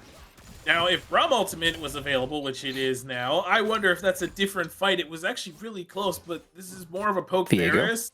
Gonna rely on those cooldowns, and I do see that. Yes, Viego just kind of chilling there, anticipating maybe another little bit of push forward. Briar is nearby, but doesn't have the ultimate to join. Ooh, Braum going in. Unfortunately, gonna bite off a little bit more than they can chew. Kringleberry does try to get locked down, but it's just not gonna be enough as the Braum ultimate comes in, buying a little bit more time. Briar needs to get there in time as Braum goes down, buying a little bit more. First reset is good. Varus able to do a lot of damage, but he goes exactly back into the fray, picked up by Viego. Viego doing so much, picking up reset after reset, champion. Grabbing kill after kill, locking down Blocky Panda. That's the only one left. Looking for this last reset. The ultimate for Lux, buying himself a little bit more breathing room, trying to lock him down, and there he goes, grabbing more and more kills, sitting at 6-0 at 11 minutes. What an annoying champion. Good God, those resets are obnoxious. Absolutely. You got 3 kills. Got another triple kill. I mean, that's just the champion at work. They're very strong on the Trinity Force. Gonna have upgraded boots, and what I assume going towards Collector second. That's usually what we see. Another trick here on the top side. Okay, we're not gonna go and go for it. But the whole play started off with just a nice little trap play from Guo there. We might be stealing jungle camps away, so I think we're playing a little bit of a risky game here. No ultimates are available. Braum shield down, but we do actually pick up the shutdown on Viego as he walks forward. It gets absolutely obliterated. Ultimate coming down on Lux, that it's just not gonna matter. Conduit may have been behind on so much gold, but look at that shutdown, and it went to the Varus. Okay, part of that was also because Viego hadn't backed yet. Is Nitro going to be taking a really bad trade here? Okay, we'll go ahead and respect that and get the reset. But this is the power of Braum as well. Just those stuns can stack up. Lots of damage there. And we do have a Briar that could proc that really quickly. So they just straight up win the fight just off of a chance of overstaying. They secure the feats for monster slaying. And all that leaves now is first tower for them to get. And once again, they were up 1,000 gold for the side of Conduit. Now they're down 1,000. So the goalie just flipped 2,000 there from that play alone. Absolutely. Once again, Goliath going to run into Viego. This gank should be a little bit more successful. Dak's going to have a hard time getting in it, but I'm not really sure they need it. Are they going to be able to get away? No, they're not going to be able to get away. That's way too fed of a Viego, taking up another kill in the top lane. And now poor Goliath sitting at 1-3. What a night and day difference between game 1 and game 2, DBZ. Well, there's also a 7-1 Viego. Was 6-1 prior to that, so true. That's not helping at all. But like I said, this is a night and day matchup that we're seeing right now coming out of Giga Goliath. Does have the TP, so might be in danger of TPing and dying again. Does not have the ultimate this time, but it looks like they will just go ahead and respect that and back off. The Frozen Fist is done, so that there's a little bit more survivability that is available, but eventually it's not going to matter because Malphite is going to still get tanky.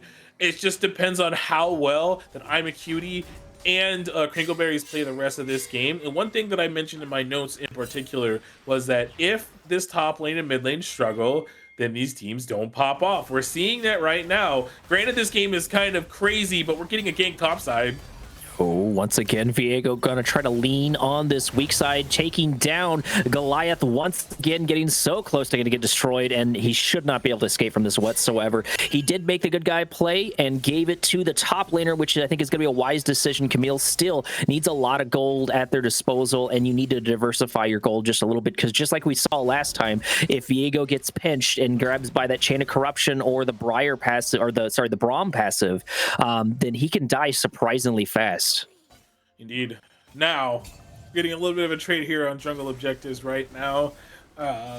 You saw the Viego, full clear the top side, and they're going to get first tower. That should give them feats. So they have that available as well. D-Box probably going to take a heavy trade here. Should be fine. A little bit of poke onto the Varus should follow. Or we might dive bot lane, actually, because there's about to be 4 people here. Camille does not have TP for this, but they are going to trade these towers, and I think that's much... Oh, we're going forward, actually. Closing the distance, going immediately on top of the Sivir, but having a hard time locking them down. Unfortunately, Braum is not here. Here comes Varus as the Solar lands on at least 2 of them, trying to lock them down. Braum using his shield to try to absorb so much of that, as Leona goes back in, able to grab stun after stun. Oh my god, no way. Somehow staying alive as the Viego falls to pieces, and Briar has to run into the other side. They're stuck between a rock and a hard place, and that rock is going to be Dax. Dax is looking for a great opportunity. Braum buying them more and more time, but will it be enough? I don't think so. I'm a Cutie still on the run, trying to get out of this, but I just don't think it's going to happen. A valiant effort. They did fall to pieces, but once again,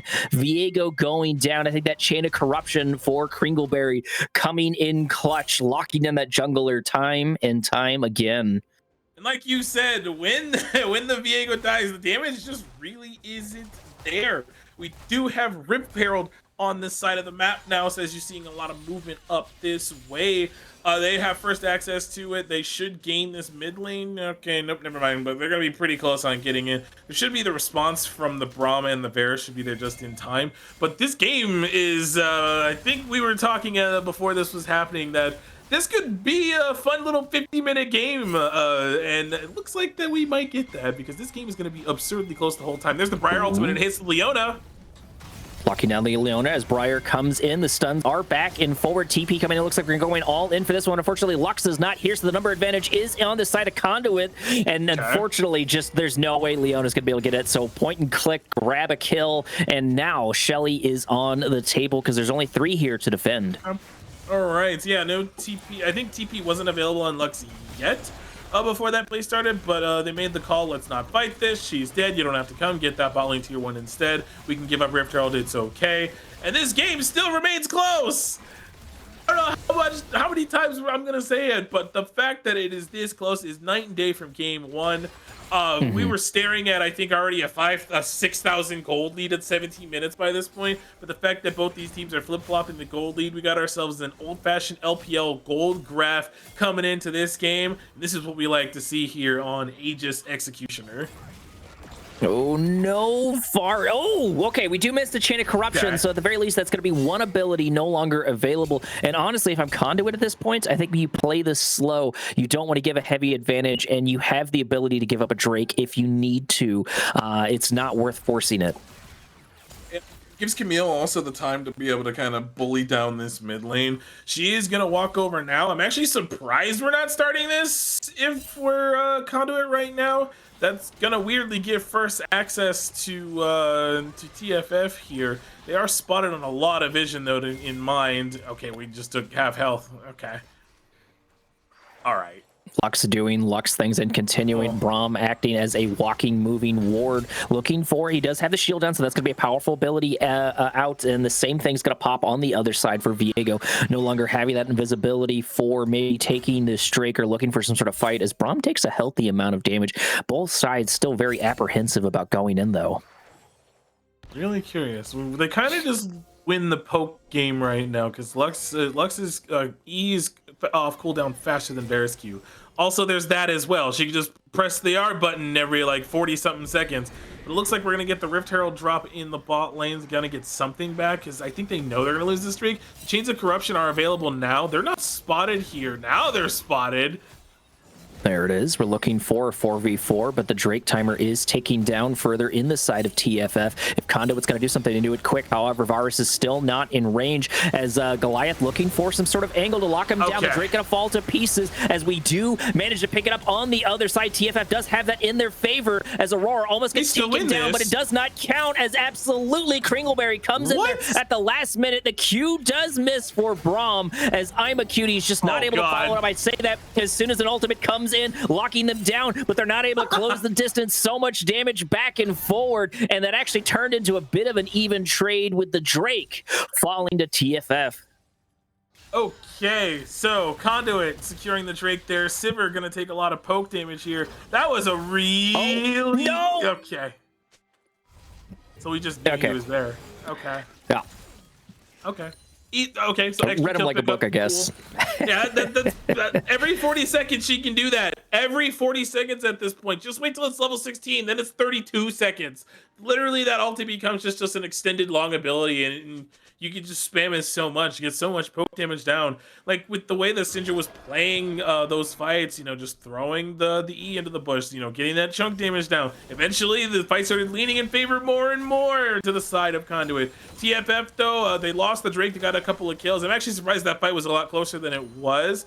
But at the same time, I think up till Lux, you know, getting a couple of kills, and then Sivir still really isn't online yet. So that's where we're at right now. These fights are going to start going in favor of Conduit the longer this game goes.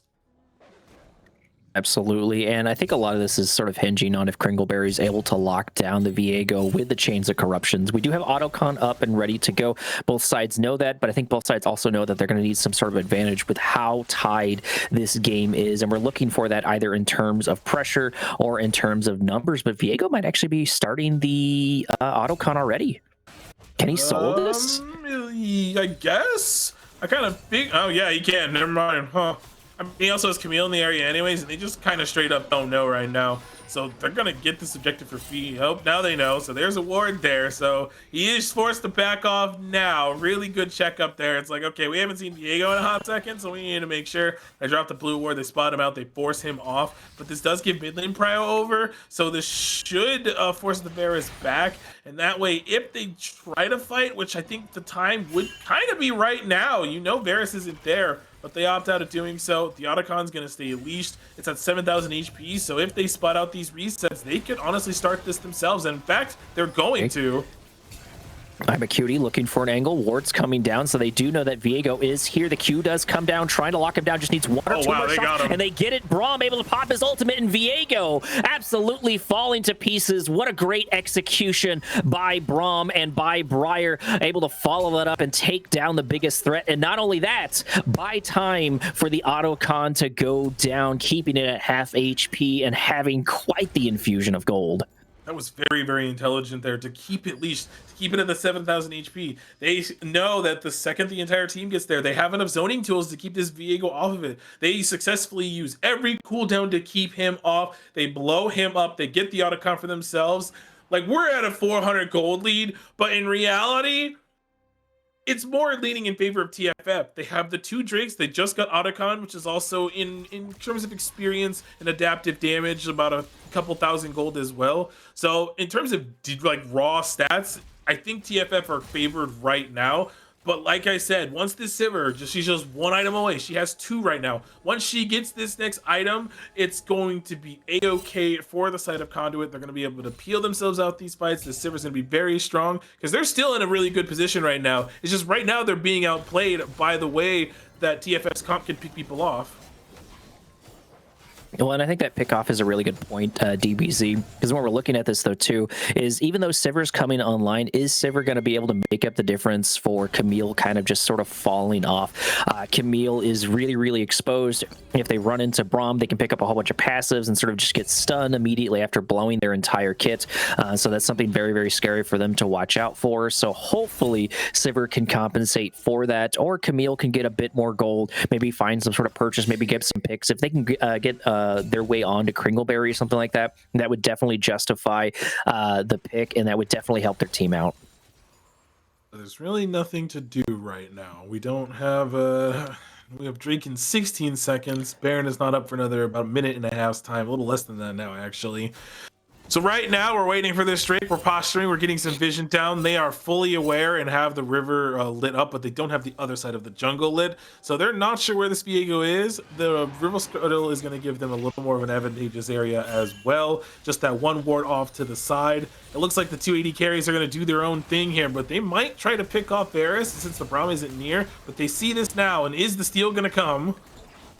Multiple supports playing the active ward role as Drake gets so close to glowing down, and unfortunately the leash from Lux helps Varus able to get the smite. Camille does take a tower top, but a dragon for tower, I would take the dragon.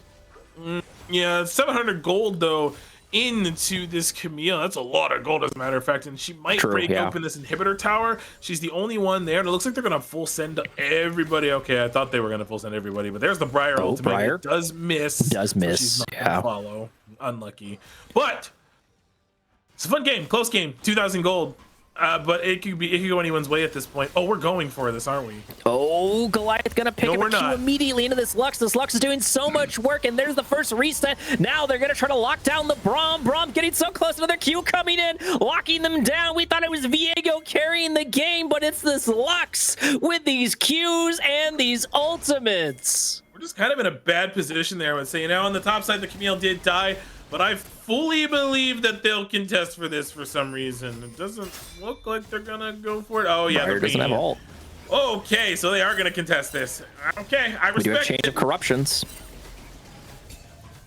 So Varus does have ultimate up. Braum's still going to be down. Giga Goliath is going to be down. They're looking for some sort of angle. They do have the poke. Wow. And it looks like Viego's taking a whole bunch of the Q over the wall, doing so much onto the jungle as Nasher is absolutely hammering the other side. God. Viego going back in. This is getting really sketchy. Leona there in the background, unfortunately missing the lunge. As look how close Viego is to dying. Gonna get taken down by Baron, but ultimately gonna get picked up by the other side. Lux coming in clutch, grabbing the kill. And now they just need to escape with their lives intact as Braum comes in to try to lock down Dax. And yes, indeed, the passive's gonna pop up. Wow. But Lux comes in with a snipe on the background. It's still not over. A lot of back and forward, looking for the stun there. Gonna be able to grab Lux just a little bit. Sorry, Leona dealing a good chunk of damage as Dax goes back in, trying to keep the support alive, but unfortunately is gonna end up dying for it. A lot of back and forward, and that's gonna be a lot of Baron buff down. Yeah, that's 3 Baron buffs that ended up being down. I mean, Viego was executed, so I mean, But tried to hold it until the very end, but I think the team peeled off too much. They still get the Baron in the end. They have a 4,000 gold lead now, but the bright side right now is the Otacon that TFF got earlier. That fight was still absurdly close at the end of it all because the Viego wasn't there, so those resets were not available. Because like we said, prior to that, Viego was able to reset a lot, so he was able to do a lot of work there. But without that reset, I think that's where they fell apart just a little bit in that previous fight.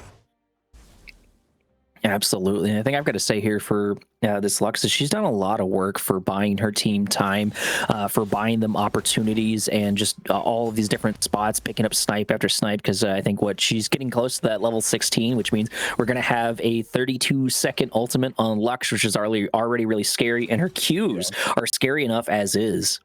Yeah, she's doing really, really well this game. Sinja, 5 and 2, 3 items. We don't have the death cap yet, but might not need it for this game. But I think the one thing that TFF have right now is their pick potential is very, very good. There's a lot of summoners that are not available as well. So if they can get a pick onto one of these really strong members, kind of take out one of these Baron buffs, especially from this Lux, and here goes Brahm's entire health bar. Oh. Look at that, going down to about, like, what, 20% of his HP immediately. I granted, this is a support tank, but still, ooh, Malphite. Oh my God. Locking up a fight, setting things up as Viego dies over on the other side of the wall, and now Holy so does moly. Sivir as Briar picks up a kill and a shutdown. TFF looking in great shape, able to pick up and capitalize on that Malphite. Woo! As Lux almost gets another kill on Braum. My word. So while all that was going down, Camille was split pushing, was not able to get anything off of it though. Varus might have overstayed, as a matter of fact. No, he did not. Okay, they both didn't. But now Nitro might have. Chains of Corruption coming in, locking down Dax, but unfortunately the plant's going to push him directly into Kringlebear. Kringlebear is in trouble. Do they have the damage? No, they do not. So what was a guaranteed kill ended up in a dead Varus. 1 for 1 at the end of that play. I'm a Cutie is splitting, or not really, I guess, farming in the meantime.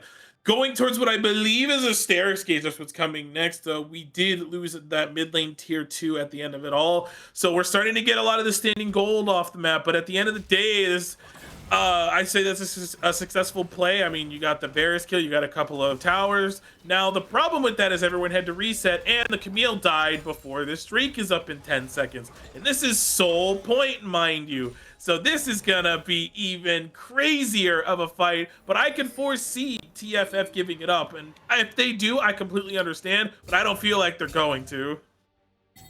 I do think if they can get in there, they can get control over that banana bush. They do have time for it, or, you know, like they just need an opportunity to pick off somebody. We do have Chains of Corruption out and ready to go, and they've been able to capitalize on that. And Malphite also has his ultimate ready to go as Lux does it again. Camille is coming in, though. Okay, so this is going to be a straight up 5v5. We got to dodge some of these Qs because we see what this Lux damage can do. We got to start getting some of this Varus poke out as well. They're going to start the Drake. It's going to be very, very tense. This moment is going to be it. This moment will define the game, I feel. Korak, TFF. I'm a little nervous. TFF's a little split here with Aurora on the other side. Blocky Panda is so important to their damage as we're just sort of starting on the Drake. Banana Bush is firmly in the control of Conduit, so that could be a little bit of a detriment as the wards go down. The vision is on quite well on the side as Aurora almost gets caught by Camille. That means Camille is going to be out of a lot of her kit. Varus throwing down his shenanigans, and so is Viego. There's still a lot of back and forth. The Drake's getting so close to going in. The Q coming in, the root going in on the Braum, but unfortunately it's not able to do so much as Camille goes in the background trying to find the damage, trying to dig deep, and it is indeed people falling apart back and forth. TFF is finally falling to pieces, losing this Drake and losing almost their entire team, and if they're not careful, Conduit could end off of this.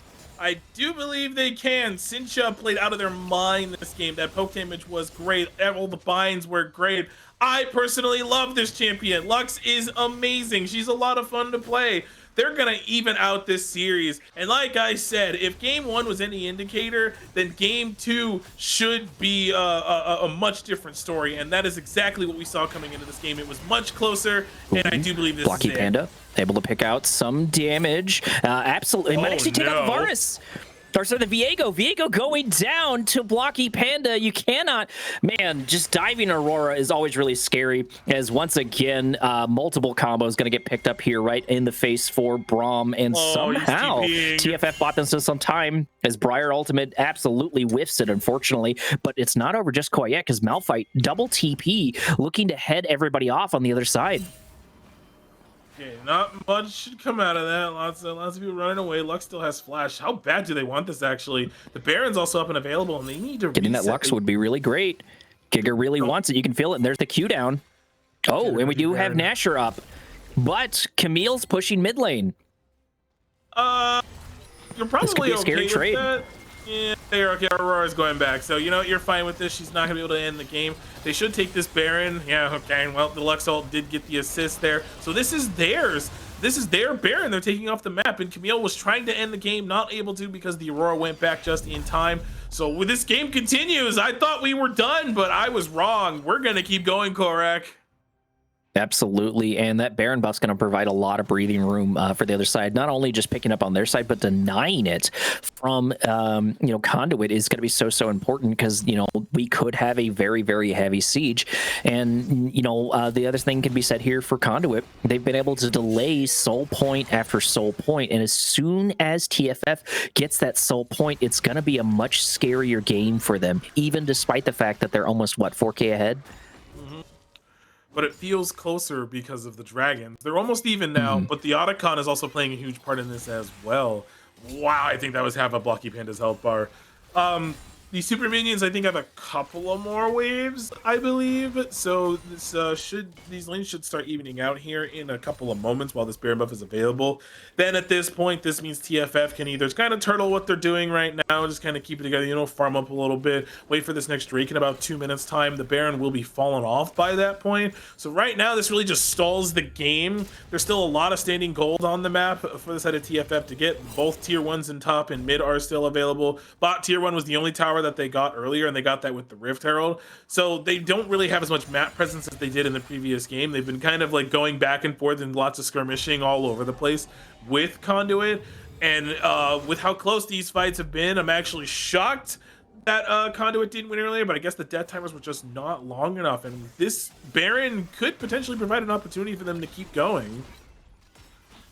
It will definitely bridge the gap between the Drakes, because we've got about 1:40 seconds left on the next up-and-coming Infernal, which is going to be that all-important soul, and both sides are really going to want to get it for different reasons, for sure. And, I think it's currently going to go in the... Oh, no. Oh, I don't like this.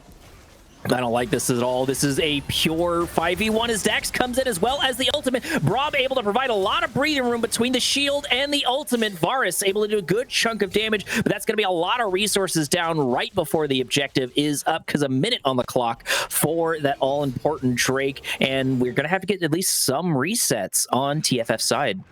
Oh boy, that was also 2 flashes blown before that as well, so they will not have those available. They have to reset right now. They're going to lose a lot of this control around the river right now. What a close fight, though, I have to say. I kind of assumed that both the Briar and the Braum would die, but I forget it's Braum and Briar, so it's going to take a little bit to get through them. But once again, these bindings from Shinja just binding out members, being able to chunk my people out. They have a death cap now, at least sitting on, at least I assume, 600 AP, or maybe even more than that. But they lose all control of this river area 30 seconds before Drake. They have a couple of blue wards, and they need to start checking some of these areas now. Oh, you hit it right on the money. It's 610 AP for the Lux. So, yeah, that is a lot of damage for such a short cooldown. 32 seconds on the Lux cooldown. And we do have plenty of abilities still up. Looks like Brahms is almost back up and ready to go. Yeah, there it is. So we should have full ultimates going into this. It just depends on who's able to get the first pick. This positioning, speaking of, the Q trying to lock down the Braum. The shield does come in clutch, keeping him alive, but taking him down about half HP along with Blocky Panda. Blocky Panda looking for the reset, but I feel like that's a bit of a mistake even with TP. Oh, we just have to give this up, I think. I don't think there's a reason to go for this. Blocky does have TP, rather. This is going to be gone by the time they kind of enter this area. They have to fight right now. Goliath? Looking for an angle, trying to lock down Dax. The Braum passive is good, but the Lux ultimate's a little bit better. Braum able to trade a lot of back and forth. This is absolute spaghetti for a fight, but it looks like Conduit is coming out. The victor locking down the Varus. Varus picking up an exhaust and stun after stun after stun. Blocky Panda able to pick up a small consolation prize, but their game might already be over unless Senji dies to the Panda. Okay, that was really close. There's the ultimate to delay as well. That's half HP, so that will stop the Aurora from backing. Actually, it looks like that Sivir's going to go after them. They're going to stop the back. There's no reason not to. Oh, they didn't stop the back. No, they just barely missed it. But will this be enough for Blocky Panda to come back and stop it for the second time? They were able to do it earlier on when this exact scenario was happening, and they seem to be in much better HP. Redemption coming down. They are going to be able to lock down Blocky Panda, but the Zonias comes in just in time. Solar Eclipse, unfortunately, just not going to hit. And Blocky Panda does it again, buying more time for their team to get a kill there on the Leona as the Briar ultimate absolutely whiffs it. That's really unfortunate, but Blocky Panda has somehow kept TFF in this game twice. Wow, the game continues on. Really huge pickup of the stopwatch there to delay the death there. They blew a lot of abilities to try to kill him too, so at that point, just stalled long enough for the team to respawn. TFF still in this game. Lots of flashes were blown in both those fights. So if we have an inevitable Baron fight here in the next 30 plus seconds or a pick, oh, there it is. Chain of Corruption coming down, locking down Dax, as well as the Braum passive followed into a Braum ultimate, but somehow Dax is barely able to get out with a sliver of HP as the T1 in mid is threatened. But now we've got to worry about Baron, and we've got to worry about all of those important resources being down for this Baron. Okay, so we don't get the mid-tier one. That's good. Chameleon's TPing back. We burned 3 ultimates for that, mind you. The Chains of Corruption are almost up. They know they have to back off here. Baron is on the map. That's the Briar that's resetting, by the way, so she's not going to be here on the map. Well, she doesn't have the ultimate. She does have ultimate. She could join. Oh, heavens me. That is a one-shot. Absolutely. That's really frustrating to deal with. This Lux is an absolute dominant form. Kringleberry didn't even stand a chance. Absolutely getting nuked from downtown. 40 seconds on the clock before they're even up, which basically means this Baron's going to go to the side of Conduit unless we get some sort of crazy steal or kill from the other side. We do still have Briar ultimate, though. Oh boy. Oh, we used the blue ward, not in the pit too. Okay, so now they will see this at 6K. They could go for this. Camille in the back though. Camille buying time for their team in order to take this objective, not taking a whole bunch of damage. Unfortunately, Blocky Panda finally able to find a purchase, but it's going to fall apart entirely to Senji as Malphite goes in the background, only catching the jungle. Jungle able to do a good chunk of damage back in turn, and once again, TFF is up against the wall as Braum takes an ultimate to the face. Varus should spawn, but will he be enough in conjunction with Braum to stop this game from ending? Nope, I believe that we are getting ready to go to game 3. It looks like that Conduit has picked it back up and evened out this series. They didn't even need the Infernal Soul to do it, but it was a close game for the longest time. But this Nexus belongs to them, and we are going to game 3. Absolutely. Our score getting tied up to 1-1, which is quite the night and day difference. It was, you know, a little bit of a stomp for TFF in game number 1, but like I said, that caffeine finally hit game number 2 here for Conduit, and they looked in much, much better shape for sure. Oh yeah, I'm 100% with you. Well, let's take a break. Let's go to game 3. So that was a lot of fun. When we come back, we on the riff, or not on the riff, but we in draft for game 3. So we'll be back soon. See ya.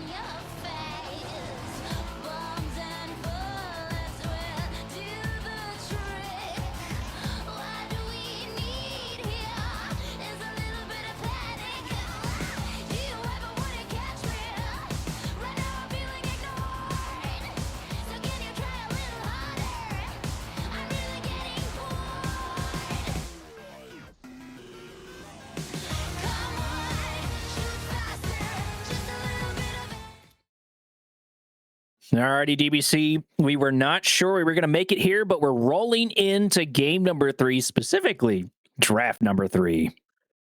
Oh yeah, oh yeah. So not at all what we've been expecting as of right now.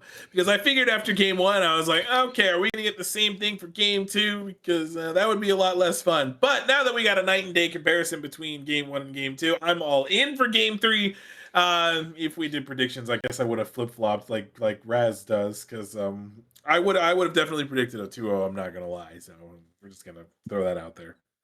If we based off of game number 1, I would have agreed with you, but I think you mentioned it before that both of these teams are 2-1, so they're pretty tied, at least when it comes to those scores. So, and you know, all of these teams should be about the same level, and it just looked like it. TFF started out really, really strong, while the other side was just kind of a late bloomer when it comes to just sort of waking up. And now we've finally gotten here. But this is going to be the real one that decides who comes out on top, definitely for sure. Not only being the tiebreaker, but at this point, nobody can say that they were not warmed up. Nobody can say that they weren't ready for this one as we roll into this. And keep in mind, this is Fearless, so right below our collective dumb heads are going to be the picks that previously happened, plus the 5 on top, which are going to be the standard regular bands. I doubt those are going to change any whatsoever, unless they somehow let a Katarina stick through.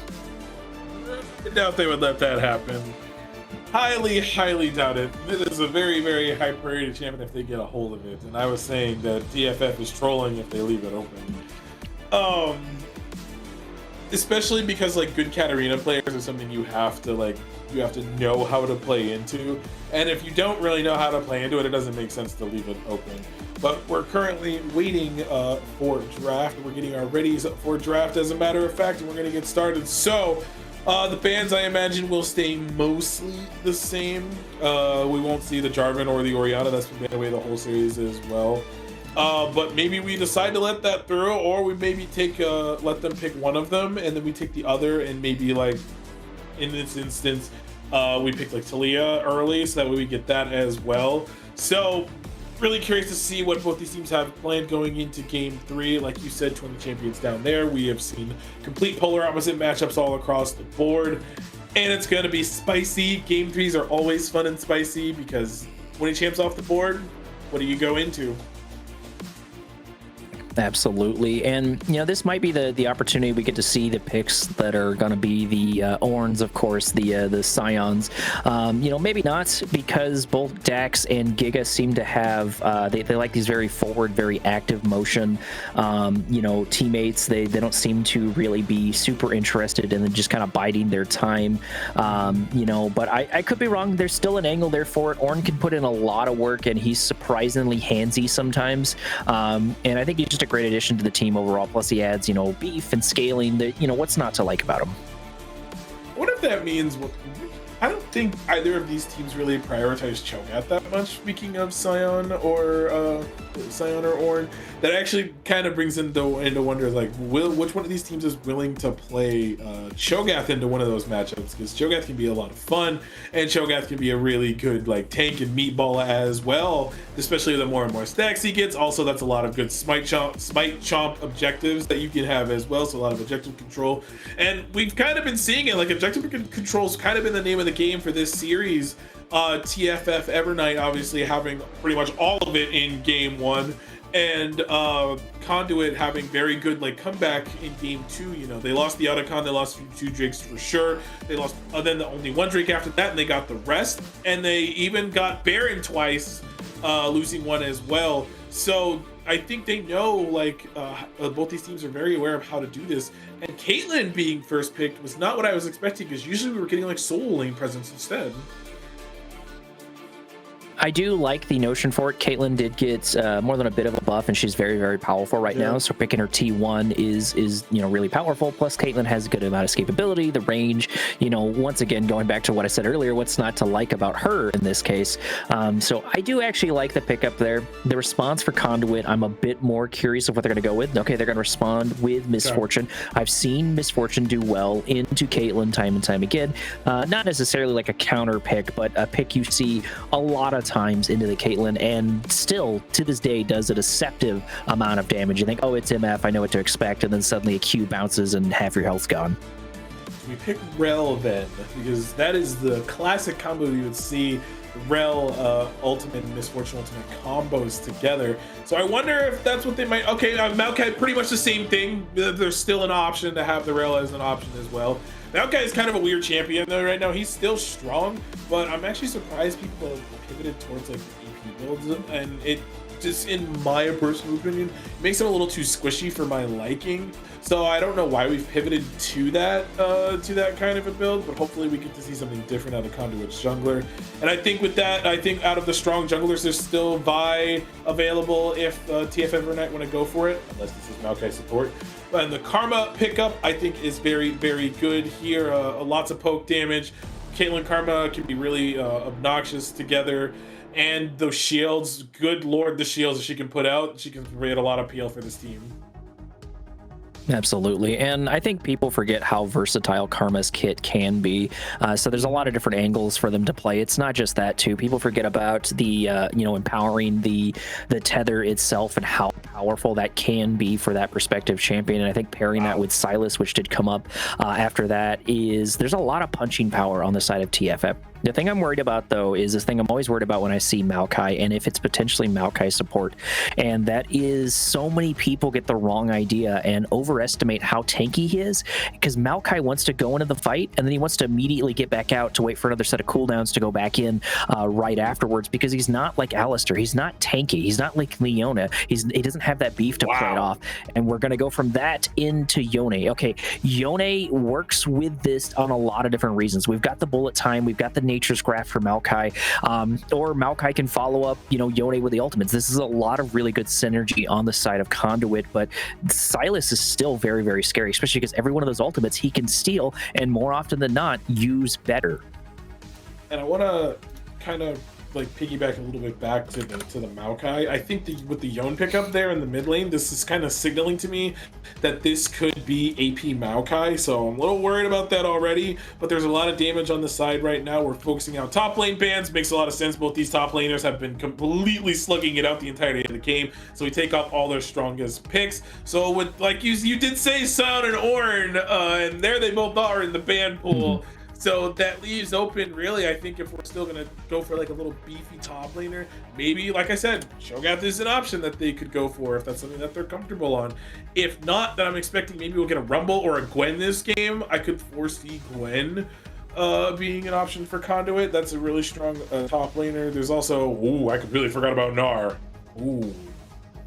They did not, and I think Gnar continues to compound on what Conduit is doing. This is a very, very scary team fighty team. There's going to be so much to watch out for, especially because something I think people forget on Maokai is how powerful the saplings are, especially if this is AP Maokai on the jungle, for example.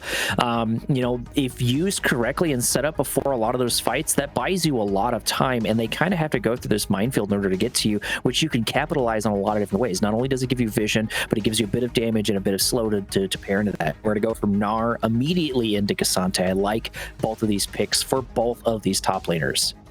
I'm not surprised it's the K'Sante that comes through. They needed some beef anyways, and get your Showmaker K'Sante copy pastas ready, because that champion is an absolute nightmare to play into, despite all the nerfs he's gotten. Gnar is going to have the advantage in the early game, of course, but then it'll get to a point where in his mini form, K'Sante can't solo him. And I think to round out this comp, we need a really strong jungler.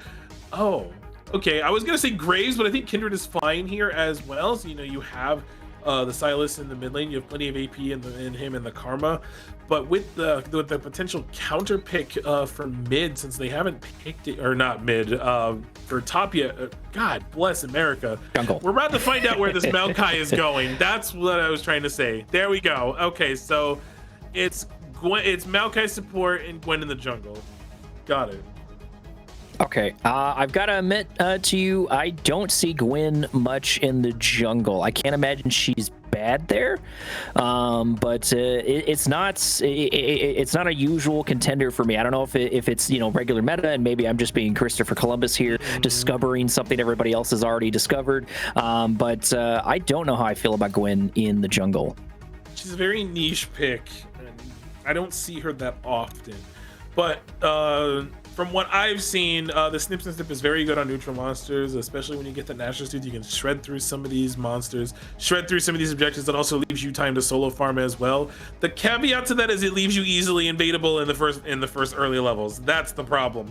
So when you're playing into a jungler like Kindred, who likes to invade, mind you, there is a potential risk with it. I don't know if we're gonna get some good bot lane prio out of her, so I would assume with this Caitlyn and Karma, this Misfortune and Maokai are gonna be poked out a lot, so she's gonna lose prio in bot lane. There is also a ray of hope because Silas and Neon is kind of really brawly, so again, that's kind of one of those hand stiff type things. But top lane, she will not have prio there because of the Nor matchup, but that's only really in the early game. So this is going to be a very interesting time to see where both these junglers are going to go, what they're going to do, what their game plan is. But yeah, Gwen is a pretty spicy pick, especially for this third game, but I think it could do something and do a lot of damage. Absolutely, and I think Conduit's going to have a bit of a harder time, sort of across the board when it comes to these lane phases in a lot of different ways, and same thing with jungle. But at some points when we hit that mid phase, it's going to be like flicking on a switch, especially with the fact that there's Gwen here in the game. Gwen suddenly can just do a lot of these, 1v9s when it comes to team fighting, and pairing it with the Gnar, with the Maokai, with the Yone. Yone just needs that golden opportunity, get a 3-man ult, a 5-man ultimate, and will absolutely devastate stuff, especially if it's either followed up or started by Maokai. That's going to be so scary to watch out for. But we can speculate till we are blue in the face, DBZ. Right now, we're going to wrangle some cats and get everybody in line, and we'll be back in a couple of minutes. It should be about 3 to 4 minutes, I think, so far on the spectator delay, but don't go anywhere. We'll be right back.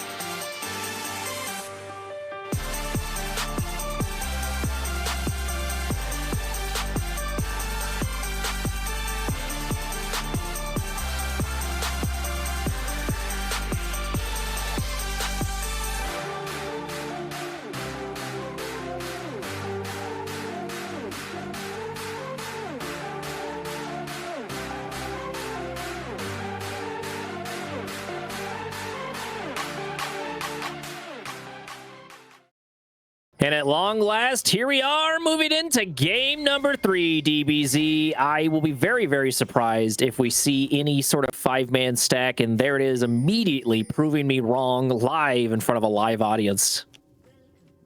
If they do this right, they might get something off of this. They're anticipating a kindred move into the Raptors, but it looks like there's some good discipline coming in from I'm a Cutie, staying well off to the side, staying away from that side of the map right now. And we're getting a Raptor ward down on the bot side of the map, and it's a still. We're standing very, very quiet right now. Shinja might ruin it if they walk out the bush. Oh, both sides are thinking, now we should move, now we should wait, now we should move, now we should wait. Oh, I'm a Cutie walking up, going to run directly into the Maokai, but will he be able to close the distance? There it is. He did not grab Q. He grabbed E early on, which is going to make it a little weaker, but it just didn't matter. Looks like Flash coming out for both sides, but that Flash is a little... No, that Flash is still pretty valuable in Maokai. Oh yeah, no, I think it's 100% good there, and getting a good chunk out there as well. According sitting at a 3rd HP, gonna be forced to pop a pot. These bot laners should meet right in the middle. Oh nope, they're not. They were gonna go for a little another cheeky trade, but both junglers will be arriving just in time, starting just on time as well. They will see the misfortune in Maokai on this lane. We have a lane swap actually. Oh. Oh, we got Kasante. We've got Goliath. Okay, in the mid lane into the Yone. So Silas not wanting to fight that Yone out. The thing I'm worried about the most here when we're looking at the bot lane, though, and now the camera switched back over to it. I say that as soon as it makes me a liar once again. But I've got to worry about the damage that Maokai is going to take in these early games, both from Karma and, Caitlyn. That's going to... I'm less worried about the MF because MF's kind of happy going into sort of like these counter pokes that Q does a lot of work. Kind of from a defensive standpoint as well. So I'll be very surprised if we don't see that. It looks like Caitlyn is able to block a lot of those with Karma's shield, so that's nice to follow it up. But I think this is going to be very, very rough for a lot of different lanes. Okay, I was about to say I was getting ready to talk about the Kasante Yone matchup, as a matter of fact, but I'm actually going to mention this as well. You see lots of this chunk damage coming out from the Karma as well. The Mantra Q, just use it to poke out these champions. Be a nuisance, force pots out. You see right now, nothing's had to be burned in this bottom lane so far for the side of TFF, so they're kind of winning in that department already. Keeping up this pressure. They almost got a tower plate. They might get that tower plate. It's so close to HP actually, as both I almost said top laners, but they're not top laners, but really heavy trade for this Yone. Feeling really good about that one. And from there, there's what I was talking about. So Gwen can actually chew through these camps pretty quickly. So it just depends on the status of her lanes and whether or not she gets invaded or not, but able to completely avoid it. So on that side, I gotta say that's a bit of a win for the side of Conduit. Absolutely. Both junglers are now entering their downtime and going to be looking for either getting their hands on some of these kind of contested farm camp objectives. I'm not sure if they're considered neutral per se, but going for these on each side and then maybe looking to turn those into some ganks for sure. I don't think bot's going to try to make any moves. They know that's going to be a full said and done deal. There's a ward there in the river, and also the bottom lane moved over. Oh, hold on. Looks like Cutie is going to be spotted on a ward. Flashes are up, though, so should be able to just walk out of this. But the most unlucky thing in the world happened for Guo. The mark was on the bot side of the map. So, Kindred got her first mark for free. The second will be at either Raptors or Gromp next, so they can probably anticipate that one. We're getting a heavy trade up here. The Conqueror is procced on both these members. Oh, wait a minute. Shinja. Ooh, Cutie trading back and forward into Sinjao, but he's got to be really careful. Why is he sticking around? I know he's got TP, but like go for the CS. Don't fight that, especially now Casante's here and can definitely one-tap you. Oh, he's staying. Okay, he just wants to raise my blood pressure. Okay, so Casante will get the push first, obviously. Also has armor, so can take almost now negative damage with the nothing that the Yone has at the moment. Will be able to just stay here. We'll have to call assistance over from this Gwen to, you know, kind of cover the lane. Should be fine, actually, now that I'm looking at it. Unless Casante say it's 6 here. Okay, there's that as well. So now that reset will come through. Casante will be able to shove this in, however. And I would think we're not calling the Gwen over. Oh, I take it back. Okay. Oh, we took a tower shot. Dex taking a tower shot. I'm a Cutie making their way in. There is a ward there, but unfortunately they flash forward trying to go for Blocky Panda, and Blocky Panda picks up a first blood. We now have a fed Silas. Oh, I understand what the play was. Funny enough, he's only up 20 gold, so the matchup is even. It's the 13 CS lead that's adding to that. But that play was close, and I know why. Nitro Dax wanted to go for what looked like maybe a flash Q to get that extra damage off, but the mini Gnar came in at the last second, denying that. So very unlucky for Dax for that to happen. And the first blood does go over to the Silas. Kindred was almost there, so the play was coming anyways. And I think recognizing that it tried to make the play, but unfortunately ended up being a 1-for-0 at the end of the play. We're getting a rotation of the support looking for an angle on Sinja. Sinja does need to watch out for this, but I think they've got plenty of movement speed. I'm a Cutie here as well, so the gank is really set up for it. There it is. Karma going in, looking for the slow. They are going to grab the tether, but the flash comes out for Sinja, keeping him alive. But you got to be wanting that trade for sure. Wait, he just ulted. Easy for this side. And he did ult indeed. Unfortunately, not able to pick up a kill really on anyone. I don't think anyone was really low either. Maokai was there, but there was not a whole bunch he's going to be able to do to follow up. Speaking of follow up, Blocky Panda running directly into the other side, using the ultimate for Gnar, trying to buy himself a little bit of time, but it's just not going to be enough as Dax gets some much needed revenge in the top lane as the Drake falls to blue side in the bot. Is it really revenge, though? To get assistance from his jungler. I don't know if it's necessarily revenge, per se. We do have the TP coming back right now from the Silas, working towards that rocket belt first. So, you know, that's a little bit of a lead to this Gnar now. They're up 1,000. They got a couple of plates up there as well. The Drake was traded on the other side of the map. We do have the Maokai here. Trying to buy some time. I'm a Cutie. Maybe we're staying there welcome just a little bit. I don't think they're going to get seen. They might actually get seen by this ward. The sapling comes in, delaying the backing for I'm a Cutie as sort of the onslaught continues there on bottom. MS has been able to fare much better than I expected them into the Caitlyn, and I think Maokai's been able to find some sort of purchase. As soon as we hit that level 6, though, this game should start to change, DBZ. Okay. I'm feeling pretty good about how things are going right now. That was a little awkward. Sinja absolutely chunking Goliath. Goliath only having about 300 HP left, and there it is. He's going to get taken down and destroyed by the Yone. Yone going for a 10 death or 10 kill power spike instead of a 10 death power spike this game. Are you telling me that Casante is beatable? Apparently, by Yone. You just have to use someone even more ridiculous than that creature, and apparently that is Yone. Yeah, you know what? We appreciate that coming in. Thank you, Shinja, for showing me the way. I played a grand total of 3 Yone games in my life, and I sucked at every single one of them. But in the meantime, that is not the case right now for Shinja. That was a really good kill. Also up CS. They will trade the grubs, however. There was a tower plate that fell in the bottom lane. Blocky Panda now, I think, feeling forced into this matchup there. Actually, we're swapping entirely, but we do get 2 grubs out of this. Maybe get the third. We don't have Smite, but they're going to go ahead and give it up, and I actually like that respect there for the side of Conduit. They just went ahead and just took them. And they're just like, okay, we don't need to fight right now. Let's just chill.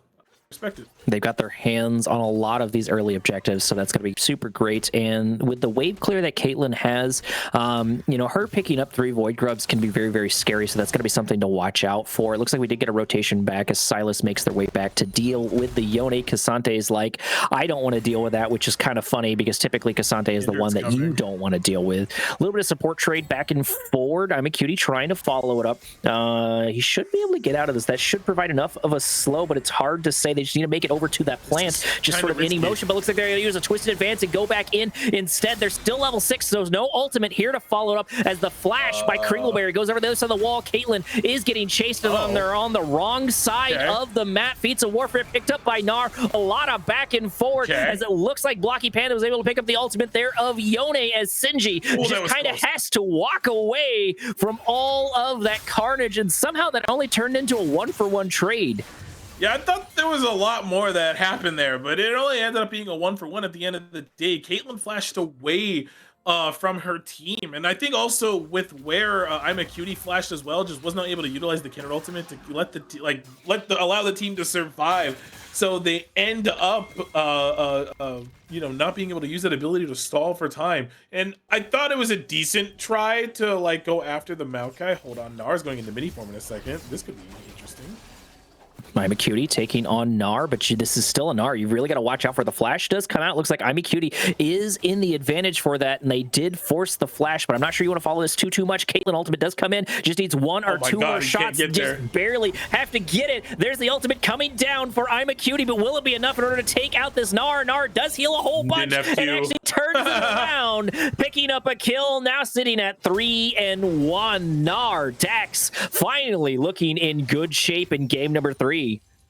All right, so as I stated, the moral of this series is if your top and mid are doing well, your team will fare better. Oh, no. Is going to be caught in position here. They don't know. Maokai does have a lot of support there as Domination comes in. Nature's Grasp finally. Level 6 didn't happen, as well as the bullet time locking them down. Kringleberry falling to pieces. The double kill picked up by Gwen, and now they're out for a little bit more, trying to lock down Goliath. Goliath pulls them under tower, but will it be enough? There's a lot of back and forward damage. And the MF almost grabs the kill, but it does not count because almost counts in hand grenades and nukes, and this is neither, as I'm a Cutie goes in and decides she does not want the heat from Domination.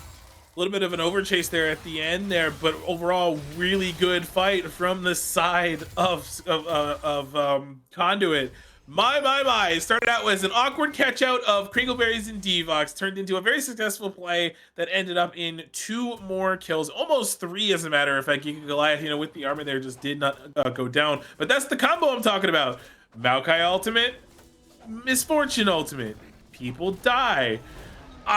And it's been going very, very well for Conduit right now. They're 4,000 gold up. They're feeling really good. All the bounties are where they need to be. And all Domination has to do is just take a back seat, press that R button, and the rest of the team will do the work as we're getting these top laners duking it out. This is pretty much what the matchup was going to be earlier, just Gnar just bullying Cassante out. And that's pretty indicative of how that lane would have gone anyways. It does explain the lane swap, but it did give Sinja just a little bit of an early lead. Drake is up, so we're going to be looking posturing for this. I doubt Conduit is going to contest this because it looks like Cutie is in the top lane going for the Gnar, trying to pick up that shutdown, but Gnar goes immediately on over the other side as both of these are bound down to half HP. A lot of damage back and forward. Cassante is able to pick up the shutdown, while the Drake should fall to the other side. Blocky Panda trying to intercept, but not wanting to deal with that Yone.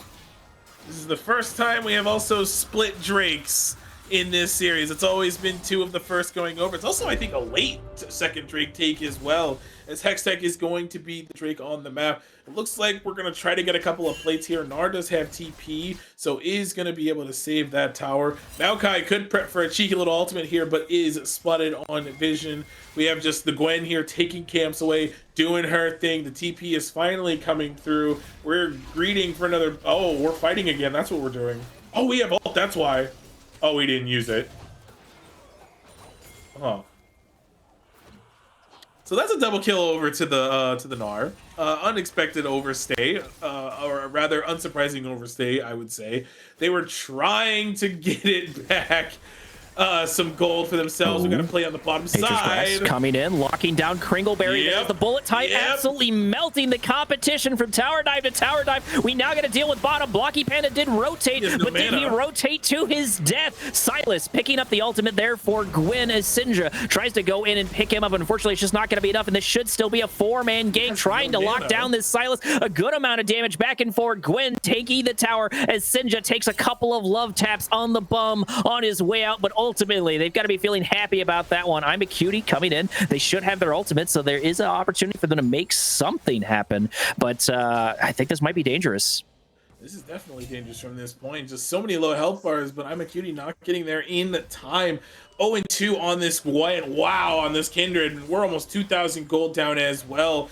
Really strong for Guo here. You were saying you were not sure how the Gwen jungle works in this matchup. So, how you feeling about it now? 14 minutes into this game, having an over 2,000 gold lead on their opponent.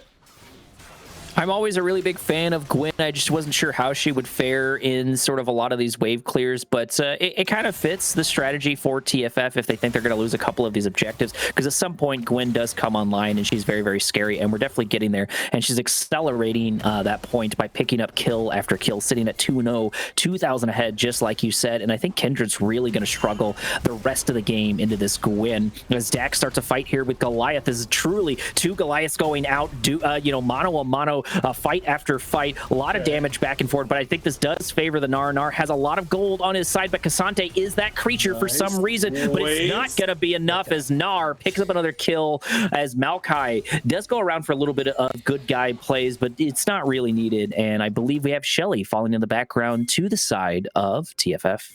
So we appear to have flipped the script on the games now. Game 1 was a stomp by TFF. Game 2 was really close for both teams until it wasn't. And Conduit's now smashing in Game 3. So we've kind of flipped the script between Games 1 and 3. An absolutely massive lead. We're 6,000, almost 6,000 gold ahead right now, as Shinja is going to clear this wave, sitting on the Tailwind. Usually I don't see Tailwind first on Yone, so I must be missing something, as that must be new. Usually used to seeing like the Bork into the IE and all that fun stuff. But with that lethal tempo, I can see with the Yuntal, because I think it was changed just a little recently as well for melee champions that use lethal tempo. So I think that is pretty interesting that we're going for this build. Lots of more swinging action. And into the Silas, that makes sense. Ooh, flash over the wall by I'm a Cutie as Sinja tries to follow it up, but unfortunately it looks like Blocky Band is a little bit out of range for them to do too much. So probably going to turn that into a back sooner rather than later. We've got about 1 minute and 15 seconds DBZ for the next upcoming Drake, and each one of these Drakes is definitely going to be a good indicator of how this game's going to go. But, we have been proven wrong before. Game number 2 was a good example of that. But I'm not really foreseeing that in Game 2 this time. We have an absolutely massive lead right now. This Wombo combo is coming in absolutely clutch. But we might try to make a play on a Shinja here. The Kindred is available. Blocky losing this fight, though. Ooh, Blocky absolutely getting destroyed. And now I'm got to worry about Sinji as he goes from kill to kill. Yone is still an absolute creature, but the ultimate for Kindred just delays her death. And that's going to be a double kill. This is a 5-0 Yone. Okay, well, my other worst nightmare is in this game. Well, we have more than one worst nightmare for me. It was Viego last game. Now it's Yone and Cassante in this game. But a fed Yone is disgusting. The 2v1, really it wasn't an outplay. It's just Yone is that much stronger right now. Level 13. Blocky is level 11. I believe I'm a Cutie was level 10 for that. I believe, yes, they were level 10. So they were not strong enough to fight this guy. I respect the attempt, but they're just too far behind. The next dragon is spawning into the first Chemtech Drake of the game. Looks like there's going to be no contest at all. But I have to say, this smells of desperation for TFF at this point. Absolutely, and I think one of the biggest things is that I'm a Cutie is really struggling in this game number 3, but the same can be said for Kringleberry. Kringleberry seemed to be in a much better shape, just sort of the other as Sinji goes over the wall just to sort of pick up a kill, like going to the grocery store, taking out that Karma before they even know what happened, and this bot lane, unfortunately, is sitting at 0-6, and it's not even due to their lane opponents. 15 kills and everybody has 3 deaths right now. It is now 8,000 gold 18 minutes into this game. They have the second dragon as well. Really, all that's left at this point is Otacon. Actually, we might have an overstay here, but I think this MF is stronger. Is she not? She should have an opportunity, a lot of damage here to do it, but it looks like I'm a Cutie finally able to find some sort of angle. There it is, but the Twisted Advance over the other wall, buying a little bit of a time. Blocky Panda trying to lock down Domination, but it's too little, too late as we get double Nature's Grass trying to lock each other down. Blocky Panda going for Gyro, but it looks like they may have overstayed their welcome. Yes, indeed, as there another 2 kills get picked up by the side of TFF. It was a valiant effort, but they definitely overstayed DBZ. Okay, so Domination forced to blow both summoners there, but successful in picking up the kill when Maokai got there. Also, we will say that that is the Bloodthirster at work there, and that is what you build Bloodthirster on MF. Just the sustain that she had just made it close, but here we have the Nature's Grass. Coming in, looking to lock down 2, and indeed it's going to pick up 2. It looks like the support did not take that for his ADC as Kringleberry falls to pieces, and now Devox is absolutely on the run, but will they be able to escape this? Is a Karma, but the damage is just too much as Gwen picks up a double kill in mid lane. Now I'm a Cutie. It has got to worry about their own problems now as the other side comes in. They're about to find in place in between a rock and a hard place, but they are able to go over the wall to safety, thankfully. But Otacon is up and ready to go as the Silas gets tower dove. It might be enough to take him out, but no, just a barely such a small amount of HP, but it still counts as Sinji picks up another kill, sitting at 7-0, and the Otacon falling to TFF in almost a 10k difference. Wow, Conduit is playing out of their mind in this third game. They're playing so well. This team is playing like they are making that final push into playoffs. There's still 3 weeks in the season left, and rather, 3 weeks in the split left. So there's plenty of time for this team to improve. If this is how well they're able to play, I believe they can make a push for this, and starting right here, right now is the way to do it. Game 1, they were not really in sync at that time, but once game 2 and 3 started, this team just immediately went online, and we're getting a Rift Herald drive. Nice. We're gonna, oh, there's a trap there. Hello. There it is, Shelly coming in, but unfortunately the damage just is really not there for Blocky Panda, however, or for not for Blocky Panda, for Kringleberry, but it is for Blocky Panda. However, Gnar is so beefy. Silas once again gets tower dove and destroyed. I didn't think we would see it twice in one game. Sinji having to worry about a little danger, but here comes a TP in for the save. Will it be just enough time? Sinji does go down. Shutdown comes in, and Gnar's just not able to make it in time, unfortunately, and that's going to be some much needed gold in the pocket of Conduit. Yes. Okay. So good shutdown. Good shutdown. Blocky Panda, I got a 2 for holding off the Gwen from getting that tower there.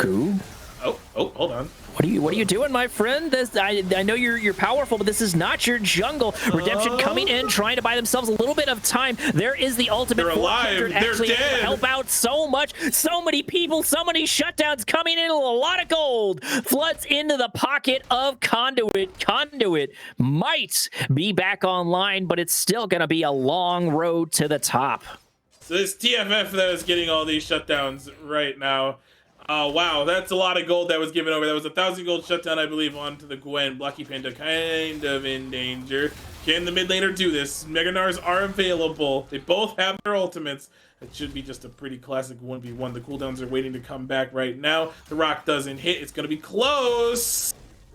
Ooh, the knockup does happen, pulling them into the wall as Silas gets absolutely obliterated. Dex, you got to be loving these fights, sitting at 8-2, but we are starting to see some of the cracks in the armor of TFF. They can be beat, they can overstay, and there is still a chance for Conduit. Very interesting to see. Okay, do we chillax? The answer is no. Never mind, I don't get a chance. Absolutely not, as it looks like Maokai stepped up a little bit too far, which is a bit of a mistake. You have those saplings, my friend. You need to use them to scout out whatever you can, as now Domination is being chased down by I'm a Cutie. A lot of damage back and forward. MF did a lot, but it didn't count as they fall to pieces, and another shutdown goes to the side of Conduit. TFF really faltering in game number 3. They had such a strong lead, but it looks like Duo looking for some sort of angle, trying to find someone, trying to find some sort of redemption redemption as they're just chasing down people left and right. Gnar is able to push them into the wall to try to pick up the kill there on Karma. Karma gonna fall to pieces as Kringleberry has to worry about that. It looks like Sinji trying to get some sort of kill, but it's just not gonna happen. They just do not have the hands. I'm not sure what's going on, but Conduit continues to pick up kill after kill as Gnar knocks Blocky Panda into the wall, but it's just not enough, leaving the jungle here by themselves, and they should get taken down, and there's a double kill now on a Silas. Okay, so TFF come up huge in that fight there. They also get the dragon. Wow. Oh my god. They got a lot of shutdown. That was a lot of gold that they got there. Conduit just kind of throwing themselves at each other. Wow. Okay, so let's there's a lot to recap there. I have to say. I think the most important part, DBZ, is TFF needs to take a breather, and they need to stop overstaying, and they need to stop placing themselves in out of positions. You know, I don't think there's a lot of excuses for Maokai to get caught. He's got a built-in sort of, you know, anti-thing to deal with. Oh, it looks like I had the sides backwards. It is TFF blue. I don't know why my notes are completely wrong here. I'm not crazy, I know. No, you're right. You're absolutely right. It's shooting me the DM there. I don't know why I thought that was but either way, TFF blue. See, you know, and Conduit on the other side. So Conduit having the very dominant fight. TFF struggling here. Sure, I'm making this confusing for everybody watching, but hopefully no one's listening to me too much. But yeah, Maokai walking forward over and over and getting caught is really starting to bite them in the butt. But he's not the only one. The whole team has done it. Yeah, no, you're absolutely right about that one. But we do have the Baron start right now. There is no vision on this side. They do spot it right now. The fact that that last fight went to how it did means this game is still somehow close. Nature's going down. Nature's grabs coming in, looking for the lockdowns. He's able to get two so far. Bullet Time able to do a good amount of damage. Kringleberry getting absolutely chased down and destroyed. And there it is, a little more breathing room for Conduit. Conduit was faltering. TFF was finding some sort of angles, but now the pendulum has switched once again in the favor of Conduit. The thing is, too, is the goalie that shrank to 5,000 when it was almost 10 earlier. Now it's back up to 6. They're going to get a lot off of this, or they're just going to win the game right here. Oh, or not. There's an opportunity for them to grab it, but this is still a lot of damage from the side of TFF, so we do need to be very, very careful with this back and forward fighting. All right, so the siege isn't really that good per se, because really the only wave clear that they have is Yone, so it makes it really easy for TFF to clear these waves. You have Karma, you have Kindred, who can also hit from far away, you have Kaylin as well, who also can shoot things from far away. So this Baron might be a little slow for Conduit right now. It's very interesting to see also, because like that last fight was like dangerously close for the side of Conduit. They could have like completely thrown the game away from there, but just with their sheer goldie that they built up from earlier, it just made it that much better for them. It's like, okay, well, we delayed the game a little bit, now we just get Baron, boom, we win the fight, and then we extend a little too far there for the mid lane, get just a little too hypey, and then we end up, you know, losing a fight. So that's kind of how on a knife edge that this game is right now. Absolutely, and it's just waiting for one mistake either way. Sinjel once again trading very well into Goliath. Goliath absolutely taking a pounding as that's top lane. Gets so close to going in. The ultimate coming in. Redemption helping keep Goliath alive, just barely able to escape out of this, but the siege should still continue. Tower going down, hitting round number 2 in the top lane. Still could go either way. Kasante trying to buy a little bit more time as Sinji does have some reinforcements on the way. Gwen here to do a little bit of damage, not that they really needed, and unfortunately Goliath is going to fall. The bigger they are, indeed, the harder they fall, and Goliath is really struggling in game number 3. That is a really fed Yone, in case I was wondering. That's 2 items and then some. Really strong. No fight bad. But it looks like Blocky Panda is going to try to get a play here. There's lots of minions here, and the turn can come. We do have mid lane being sieged. Ooh, there it is. Blocky Panda trying to buy himself some time, but it's just not going to be enough. Nature's Grasp coming in, blocking them back once again. Blocky Panda taking a good chunk of damage as Karma falls to pieces as we get a little bit of rumble over here in the top lane. I'm a cutie trying to 1v2, and it's not going to be enough as Conduit gets a full ace, and I think this is going to be the end of game number 3. Conduit coming out strong in this third one, absolutely dominating TFF. Wow, just from start to finish, really, per se, they played this comp very, very well. And you were skeptical of the Gwen jungle, and I said, as long as she's able to do whatever she wants, it's completely fine. And she was able to do whatever she wanted throughout that game. So, Conduit are your winners of tonight's series, and that puts them at 3-1 in the standings. Wow, that was something. That was definitely something to watch from start to finish. Conduit just from the jump just played very well. Yone got out of control. Nar got out of control. The Gwen also got out of control, and MF was like, free real estate, I'm a press R. And just the whole team played very well from start to finish. And I'm glad to see that this is what the improvement that we're seeing, especially from like the start of the series. Game 1 was rough. Let's be real. Game 1 was rough. But they made it Just a lot better. They made it a lot better. For sure. And it was a really great cast to see. I'm happy to be a part of it for sure, helping out Aegis with AEL. I'm happy to see Conduit rise. But keep in mind, this isn't going to be the end of TFF. They do have a chance to make plenty of opportunities for redemption arcs to get into those playoffs when things start to get just a little bit more serious. I'm happy to see it, DBZ. Do you have any final notes for us, my friend?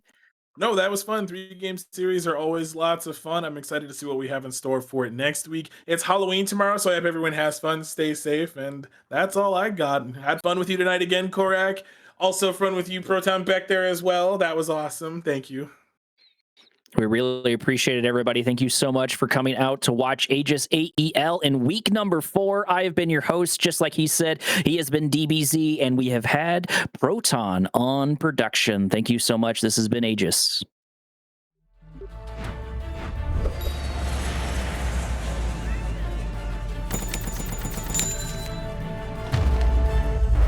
Bro, just use Zen Market.